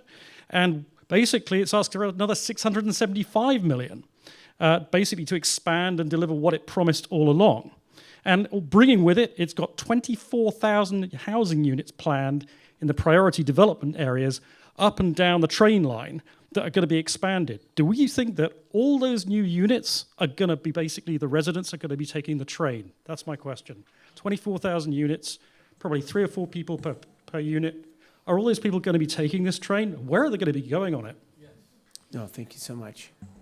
Thank you. I appreciate you sharing the concern. Is that a question you'd like us to be able to answer? Yes. Are those 24,000 new housing units planned up and down the SMART line with 3 or 4 people per unit? Are they all going to be taking the train? I can answer a bit generic, more generically on not just on the line, but what I can say is on just housing alone, right? In California right now, we need about 250,000 units. We're going to build about 140,000, according to all experts when it comes to housing. There has been a plan to be able to look at additional housing along the line. As we know, there are some challenges in regards to getting approvals and needing to be able to focus in on that and letting local city councils make those decisions. In regards to SMART, again, my own personal opinion is we're not going to be able to build enough lane miles to be able to get out of the congestion mess that we're in. And that's not just here in the North Bay area, but throughout the state. So we are going to need that reliable transportation hub. And that's why I do think that SMART needs to be that alternative when it comes to our Highway 101 congestion. And I do think it will, and I know we may have different opinions. My opinion is I do think long-term it's going to be viable, but I also want to give some perspective. When BART first started in the San Francisco Bay Area, everyone thought that it was not going to be successful. It's now one of the more successful transit systems in the state. It connects directly to the airport. I didn't interrupt you, sir. And so I do believe that it's going to take some time, but I think we're going to see significant success when it comes to SMART. Would like to be able to turn it over to the supervisor, the assemblyman, if you have any questions or comments. No, I appreciate that, and thank you for your question. I'm an architect by profession. I would just say that there's going to be a certain amount of new people moving into the Bay Area. There already has been. If you go in San Francisco, I mean, it's booming. The Bay Area is booming. Silicon Valley is booming. The economy is doing really well. There's a lot of people moving into the Bay Area. That's a fact. And one could argue about what that number may be. ABAG predicts 2 million over the next couple of decades. Whatever that number is, I believe, as a planner, as someone who engages urban planning, you should plan for that. You shouldn't just let it happen and watch the consequences of that. You should plan for that. So how do you plan for that? Well, certainly the transportation infrastructure needs to accommodate that growth as well as catch up from where we are now. We need to be aware of all the consequences of that growth and where it occurs. And I also say, and I see Tiffany Renee here from Petaluma, you know, here in this town, the planned development area, we were really ahead of the game. We had our downtown specific plan that really was a planned development area of wanting to encourage downtown housing of higher density, higher height, and it's worked out really well. And in fact, I think when I first moved in this particular town, there was about 50 housing units in the downtown area. And I think if you went around and counted today, there's maybe 300-400. And none of that was dictated by any government entity. That was really market-driven. That was people wanting to have that type of housing stock. We never had that before. We were a suburban town. Now we have places for perhaps people in here to live and have a different type of lifestyle, a different type of unit to live in, a dwelling unit. And, you know, we have, I think there's about 3 more projects on the book that aren't really driven by the government per se, but by the market, because there's still a market for those types of units. I think that's a good thing. Will they take the train exclusively? No, that's ridiculous. They won't take the train exclusively, but they'll probably take the train a lot more often than if they're 4 miles away from the station. And I think that's actually good planning, and I think that's what we want to have here in the Bay Area, and actually very proud of what Petaluma has done over the course of time. All right. I think there's one other component to all this. You know, it's affordable housing. And housing, I mean, look, you guys all live in a very cool place here. The whole North Bay is very cool. Guess what? There's lots of people all over the Bay Area, all over the state of California that want to migrate here. And what's happened, because we haven't had development, and I'm not talking about big, huge, mega steroid houses, that we haven't kept up with the housing. It's a supply and demand issue. And I'm telling you, we have one of the worst affordable housing issues in the state of California right here in the Bay Area, and something has to be done. We have to do it locally. You know, the state took away, you know, the redevelopment funds and all that entails, which I'm really upset about. But on top of that, it's not only locals making sure that we work to try to get more affordable housing, but it's market rate housing that's not kept up as well. And the whole supply demand has put the prices through the roof. Thank you. I don't think anyone answered my question. Oh, thank you so much. I want to check in if we have any questions for either of the directors, because they need to head back to Sacramento. So I just want to see, and if it's okay, ma'am, would it be okay if we have her come forward and just see if we have any? I actually have more of a question than a comment. And with these, I feel, first of all, really privileged that we get people from the state coming down to tell us stuff that we don't understand the details of. And I got involved in transportation issues in 1993 when Ice-T came in. And I forget the famous guy up in Washington who said, the highways are done. Now we can do bicycles and pedestrians. And that's when I got involved. And as Mr. St. John knows, there's a committee that's somewhat annoying in the city of Petaluma that got created and has remained very active. And the reason we were annoying was because we were the first group to infiltrate and say, why are we building cul-de-sacs without pedestrian byways, without pedestrian cut-throughs? So what I'm a question for Caltrans and is actually to find out, I understand there's some very progressive pedestrian and bike planners in both our local area and the state. I'd like to get their names because I feel as if you're a great contact. You know, I feel as if Caltrans needs also to be infiltrated, just as Ice-T infiltrated. Every city in the Bay Area was required to have bike people who were not the normal, oh, I want to be on the council, so I'll try the tree committee. You know, they were people that just cared about transportation alternatives. I'd like some people to talk to try to see what's going on at the state level to soften, for instance, some of the work that was done that Petaluma Boulevard North to Pengrove, it's a new interchange. It's still terrible for bikes. Nobody really said, if you were a mother with a kid, okay, so I was actually asking for info about names. It's all good. No, thank you. Sorry. No, please, no Yeah. need to apologize. I just want to say thank you for hanging with us. I really appreciate you hanging in there. So please, Mr. Director. The state of California is in a much different place today than we were a decade ago or 2 decades ago, and it's got to be a multimodal transportation system. Certainly, the backbone of that is going to be the highway system, and we have a huge responsibility in taking care of that. But we're also looking at bike, pedestrian, and transit users because we need to figure out how to move 50 million people, and today we're trying to move 38 million people with moderate success, and we've already talked about the challenges there. And actually, I walked in with Assemblymember Dodd, and he was laughing at me because I was taking the bike off my back of my car because I wanted to lock it up at the bike station because tomorrow I'm going to Oakland, and I wanted to get up in the morning and ride my bike. Some cities we're trying to keep up with bike facilities, and other cities and communities we're trying to encourage them. We've changed our standards. We've adopted the NACDO guidelines, which is very progressive when it comes to bicycle and pedestrian facilities. We've created the Active Transportation Program and are investing $326 million over 2-3 year periods in active transportation, bike and ped. So we've done a lot. We've got a long ways to go, but we really, and a lot of it has to do with land use decision making as well, such that there's proximity between where you live and work and where you get your services and where you shop and those types of things, so that they're in walkable or bikeable vicinities. I think you're absolutely right. The comfort level and the facilities are going to lend to how many people are bicycling and walking to places instead of driving. We're making up ground. We're a car-oriented state, and we're making up ground. But I think as a state Department of Transportation, I've been imploring my entire workforce to look at the transportation system in a much different way, and it's got to be a multimodal transportation system. And if the project is good for cars but bad for pedestrians and bikes and transit users, we need to rethink that project.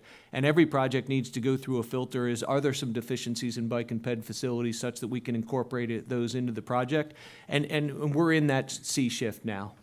And if you need a local contact, would be the local bike coordinator in District 4, and Bijan can give you that contact information, because that person is an advocate for bike facilities here in the Bay Area. And we have a bike coordinator in the state of California. We're also doing our state bike and ped plan, and we're in the process of doing that, and you can get that on our website. And we're also initiating a safety program just for bike and peds, because in all honesty, our safety program is geared towards automobiles. That's our safety index and formula is crank out a safety project for cars. Well, 15% of the fatalities in California are pedestrians. The thing I wanted to say about the Narrows bike path that's been built, it's for SMART, but it was mostly built by Caltrans, is that most of it is bikes sharing the road with cars, which is really nuts and awful. And one of my personal goals as the Petaluma lead for Friends of SMART is going to be to see if we can maybe get the dotted line back on the map on the right-of-way. Sure. If it's possible for 100 years from now to get people to be able to walk where we hoped to walk in the first place, which is down by the river along next to the train. Well, I'll defer on the local. The only other thing I'll say is we have adopted a policy allowing Class 4 bike lanes, which is separated bike lanes. So we're making a lot of progress, and we have a long ways to go, but I think we're really trying to invest in active transportation as well. Thank you so much. If it works for folks, we're going to have both the directors head on back. If you're more than welcome to stay, but at the same time, though, know that you have a long way back. So.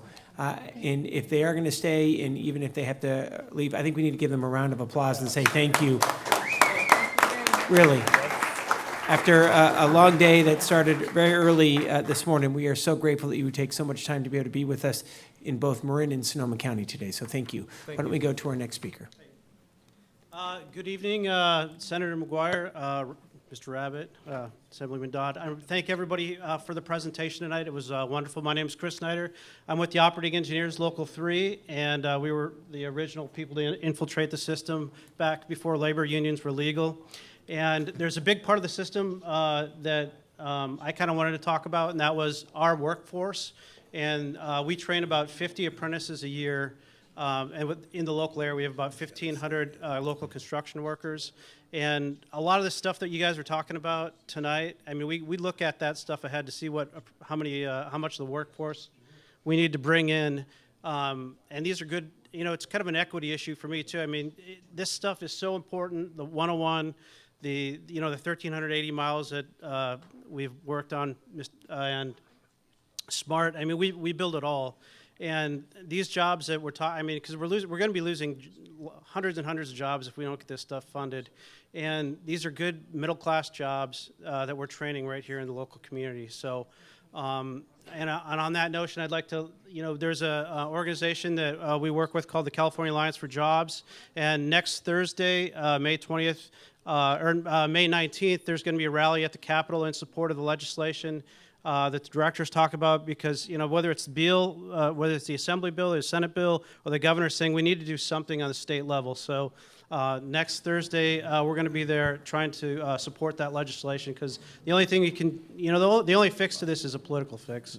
And then the second thing, We're just going to, you have about 30 seconds. No, go ahead, go right ahead. the last thing, so the statewide stuff, that's good stuff, but I didn't hear a solution on how are we going to finish the 101 widening. I know I've had privy to some conversations. Is there going to extension of Measure M? The papers are talking about it constantly.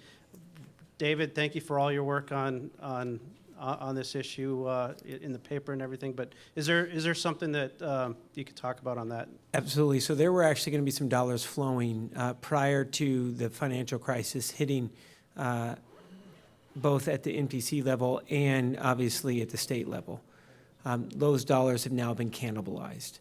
Right. But going forward, is there a solution? Going forward, yes. It actually is a high priority freight corridor. It scores very well in competitive nature, and both Secretary Kelly along with the director know how important it is to fund. To be honest, what we're going to need to be able to do is to be able to get one of these three plans passed. Then those dollars will flow back to be able to restart the process. So I think, being honest, we're about a year out. And because what would need to happen is that a bill would need to be passed by end of August, which is the end of session. And if that can't happen, because we need a 2/3 vote, the legislature would need to be pulled back in November. And the reason why I say November, after the elections, in my own editorial here, it would allow Republicans to be able to go up and vote for it. Because I do think it's going to be a challenge to be able to get Republicans to be able to vote for a 2/3 threshold revenue measure, since there have been 2 tax votes already this year. So I think realistically, we're not going to see anything until November of this year or first thing next, and there's about a year lag time until funds are available. That's on the transportation from the state side, but what about, but that's not going to be enough to finish the corridor. No, but it will be able to get, we know, get 5 additional miles. It's going to have to be incremental. Let's turn it over to Supervisor Rabbit to talk about Measure M. Yeah, where are we going to get the rest? No, thank you, and thank you, Mr. Schneider, for all your great work and bringing infrastructure improvements here to Sonoma County. Measure M, we fully bonded against the 40% that was designated for the highway widening. It's been fully bonded against for quite some time. It sunsets in 2024, the measure, and if you borrow against that now, you're going to be paying interest only for a number of years. The cost of those dollars are going to be too high. We did this last year with Councilmember McKenzie as well, and Kathy Miller here from Petaluma, in our 101 ad hoc committee. We went back and refinanced our bonds, and we saved $1.8 million net of fees, and we freed up $15 million of new capacity. That's the $15 million right now that we're trying to match with the $15 million from the only source that seems to be available, which is the repurposed earmark that will get that 5 miles of HOV lanes open south of the Petaluma River Bridge. We still have the $85 million gap through the center of Petaluma. I do see us at some point, now the economy has been strong for an extended period of time. One could surmise that it may slow in the next couple of years, who knows? But we're at a point in probably 2 years' time, if the economy stays as strong as it is now, where it's those dollars to extend Measure M and then refinance the difference. We won't need 40% to complete it. We'll need something around 30%. And maybe the rest can go for local roads. That'll be a discussion that we can have. But we could take that and bond against that and get the last piece done.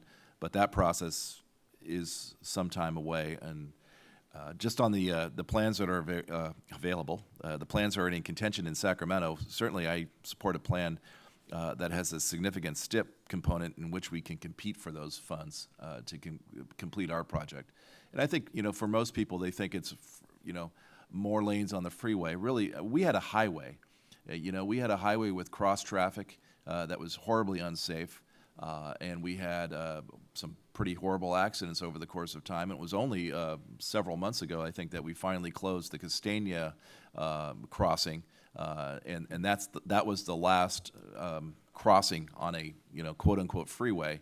All those frontage improvements, which are great work, were really just to bring it to a freeway standard. Now we need to add that third lane and have that capacity going forward. I personally always thought the third lane gives you a margin of safety on a freeway, especially if you have a slow-moving truck in the right lane and people on your tail on the left.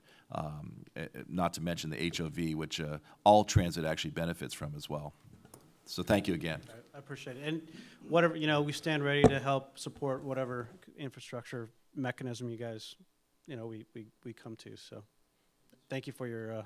Mr. Snyder's been a real champion, and do want to say thank you for all of your advocacy as well.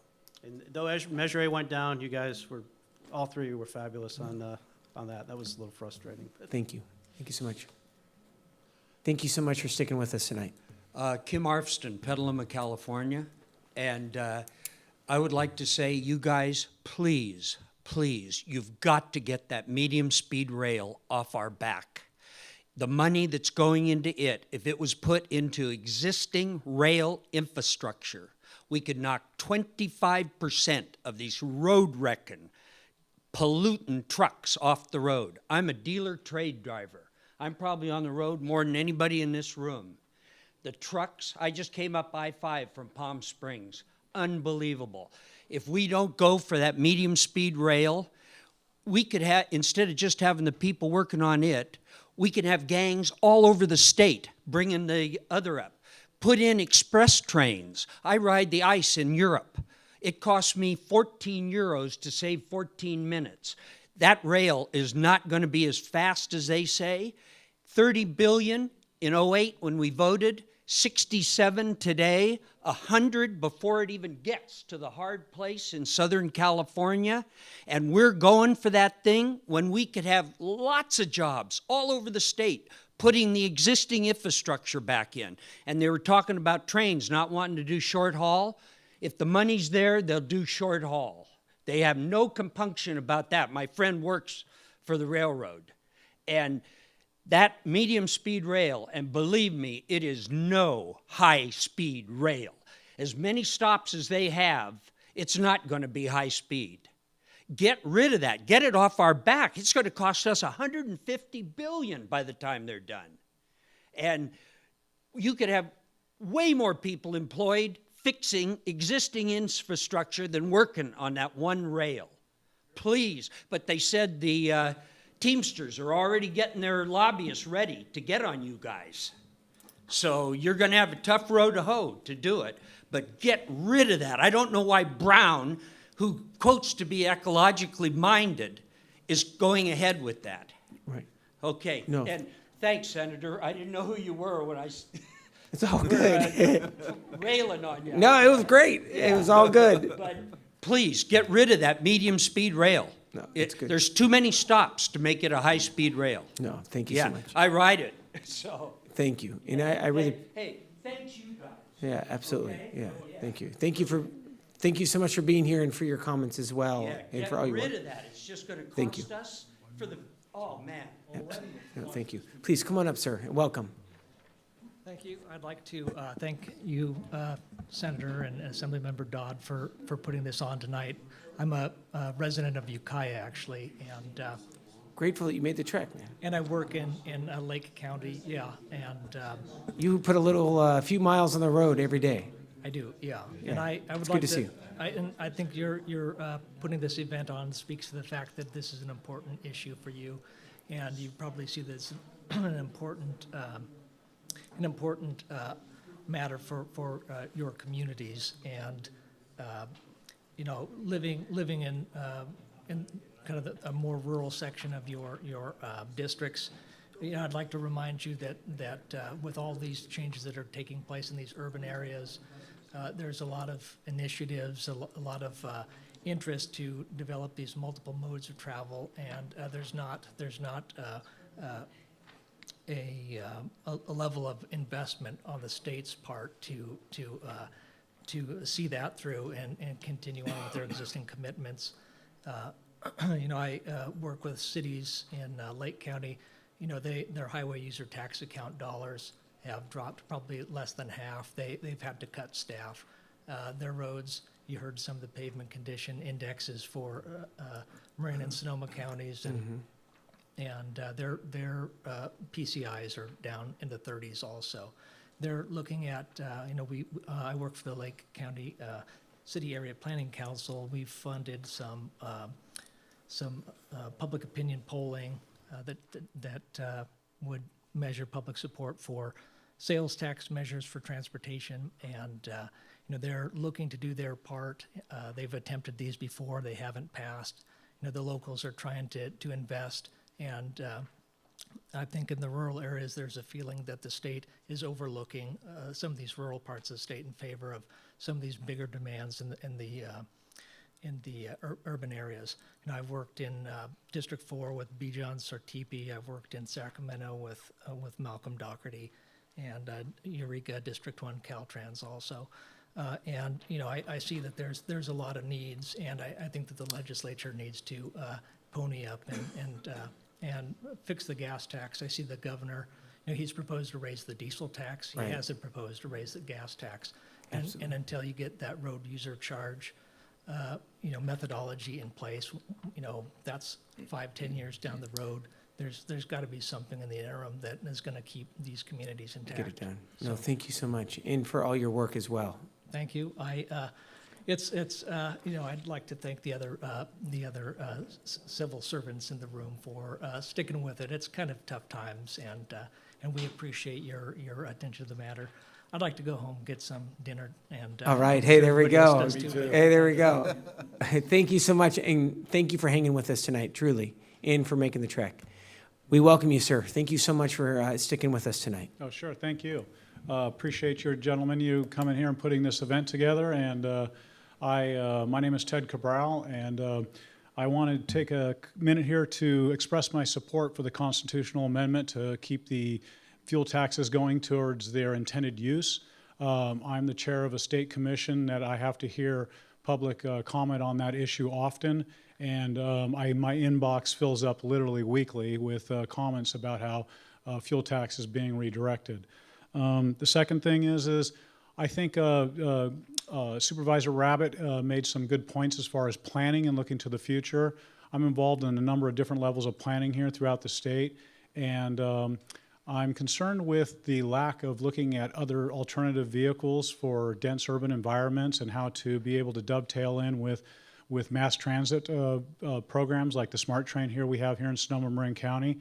In the future, we're going to be looking at motorcycles that aren't going to be so recreational.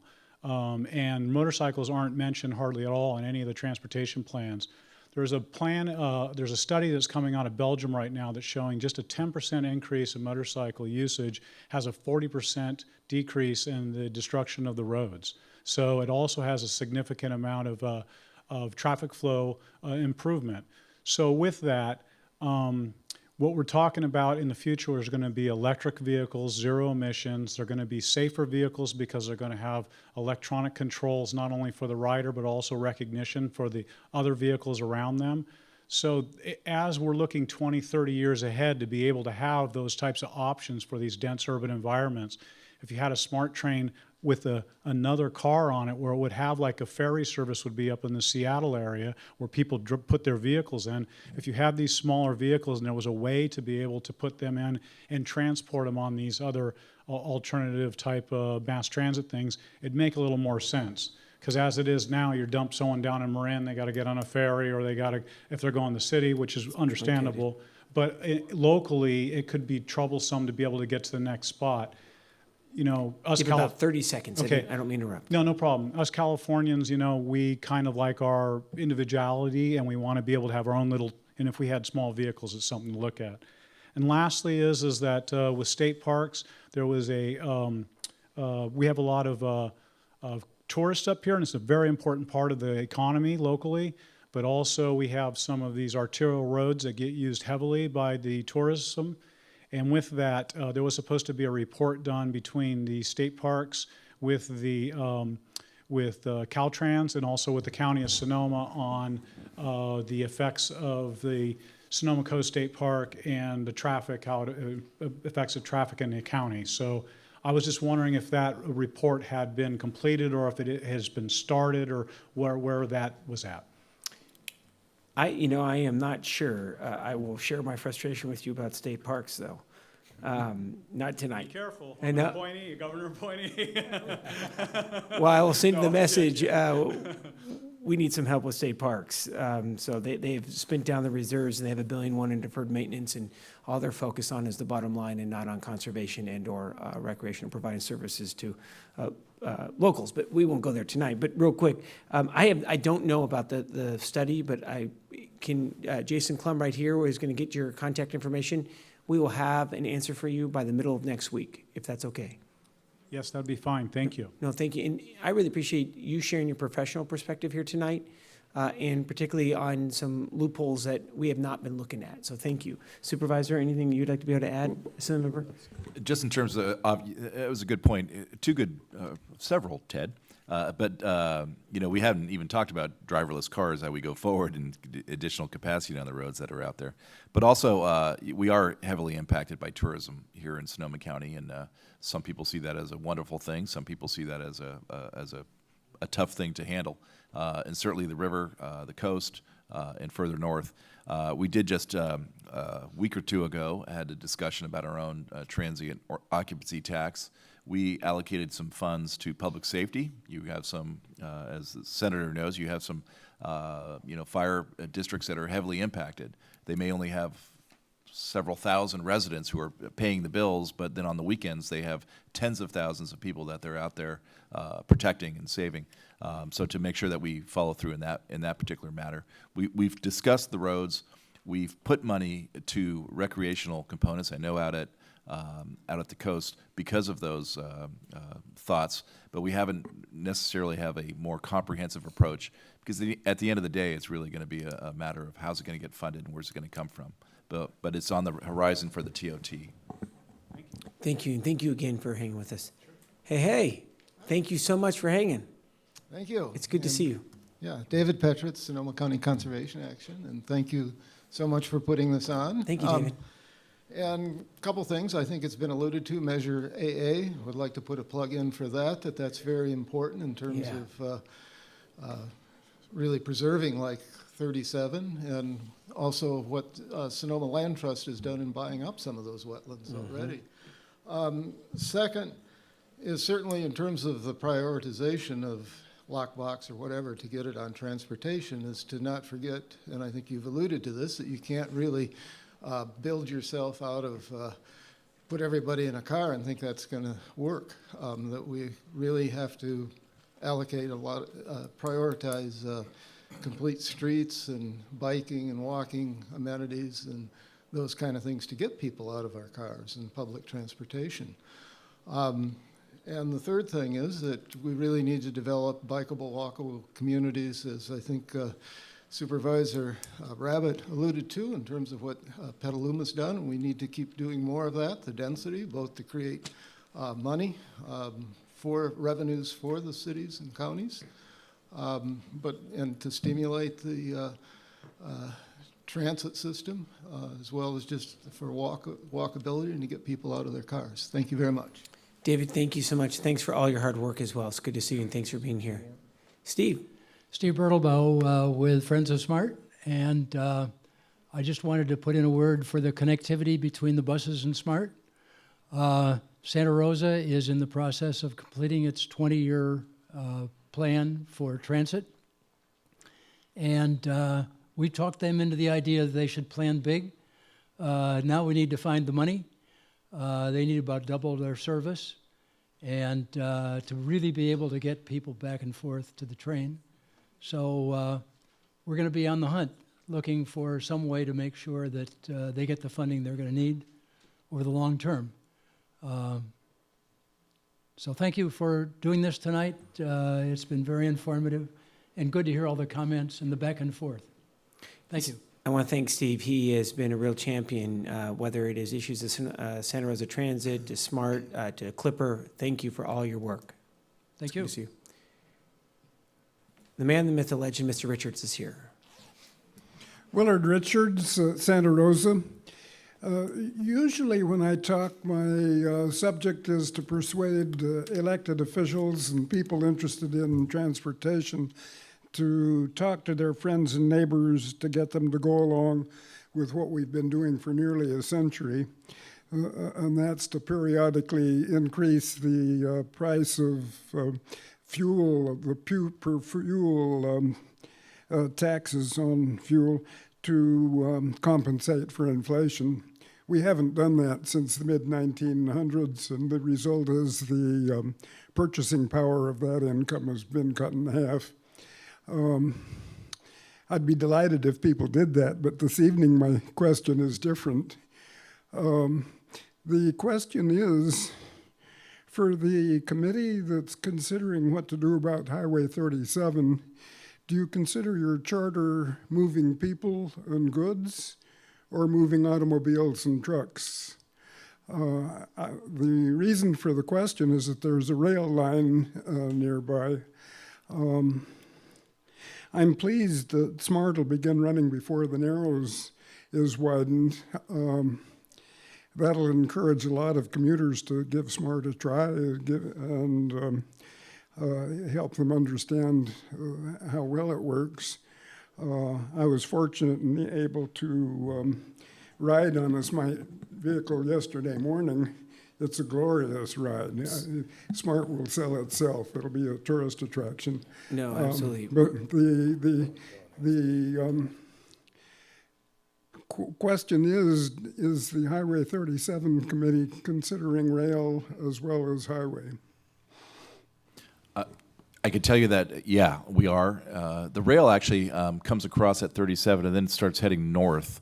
So it doesn't exactly parallel. It heads up north, and I'm not quite sure where it connects over on that particular side. But every time we've had a discussion about what it is that we envision, it's always been a multimodal type of facility, bicycle path, walled off from the traffic. Someone mentioned earlier about just the separated bicycle paths, and I know we just had an experience of trying to put one of those in, and the problem truly is, and it goes back to perhaps maybe the CEQA relief within the right-of-way. It is a project that is probably 10 times the cost of sharing having the bike share the road. So then it becomes a matter of, do you do that and have 1/10 of the overall length that you would achieve otherwise? So something really kind of needs to give on some of those issues, because the bulk of the money on those issues are really going for the quote-unquote soft costs. Thank you so much, Supervisor, and thank you so much, Mr. Richards. Ladies and gentlemen, we have made the decision to keep going till midnight, if that works for folks. We've heard Susan Clausen heard that there's a show over at the Mystic that we may be able to get into, so it's going to be great. We're really, it's good stuff. Yeah, Rocky Horror Picture Show. Hey, there we go. And it just got awkward. Okay, hey, there we go. Hey, just a couple of items. I want to turn it over to Assembly Member to say a few thank yous. I have a small list of thank yous, and we'll turn it over to the Supervisor. I'm just going to be brief. Thank you all. You guys all hung out here tonight. I really appreciate the comments from the public, and looking forward to working here in Sonoma County to solve these problems. Thank you all very much. I think we have, obviously we have many challenges, but I still think we have great opportunities as well. And it's incumbent upon us to keep pushing forward, make sure that we have the ideal, always pushing for the ideal, be aspirational, and be realistic, and complete some projects around here. It'd be great. want to say thank you to all of you who have stuck with us. Mr. Reebley, thank you very much. We have the top egg producer here in the county who's going to be giving away free eggs for breakfast. We're pretty much there already. So thank you so much. Am I right, Mr. Reebley? I don't know what finger that was. Okay, thanks so much. There we go. I get one egg. All right.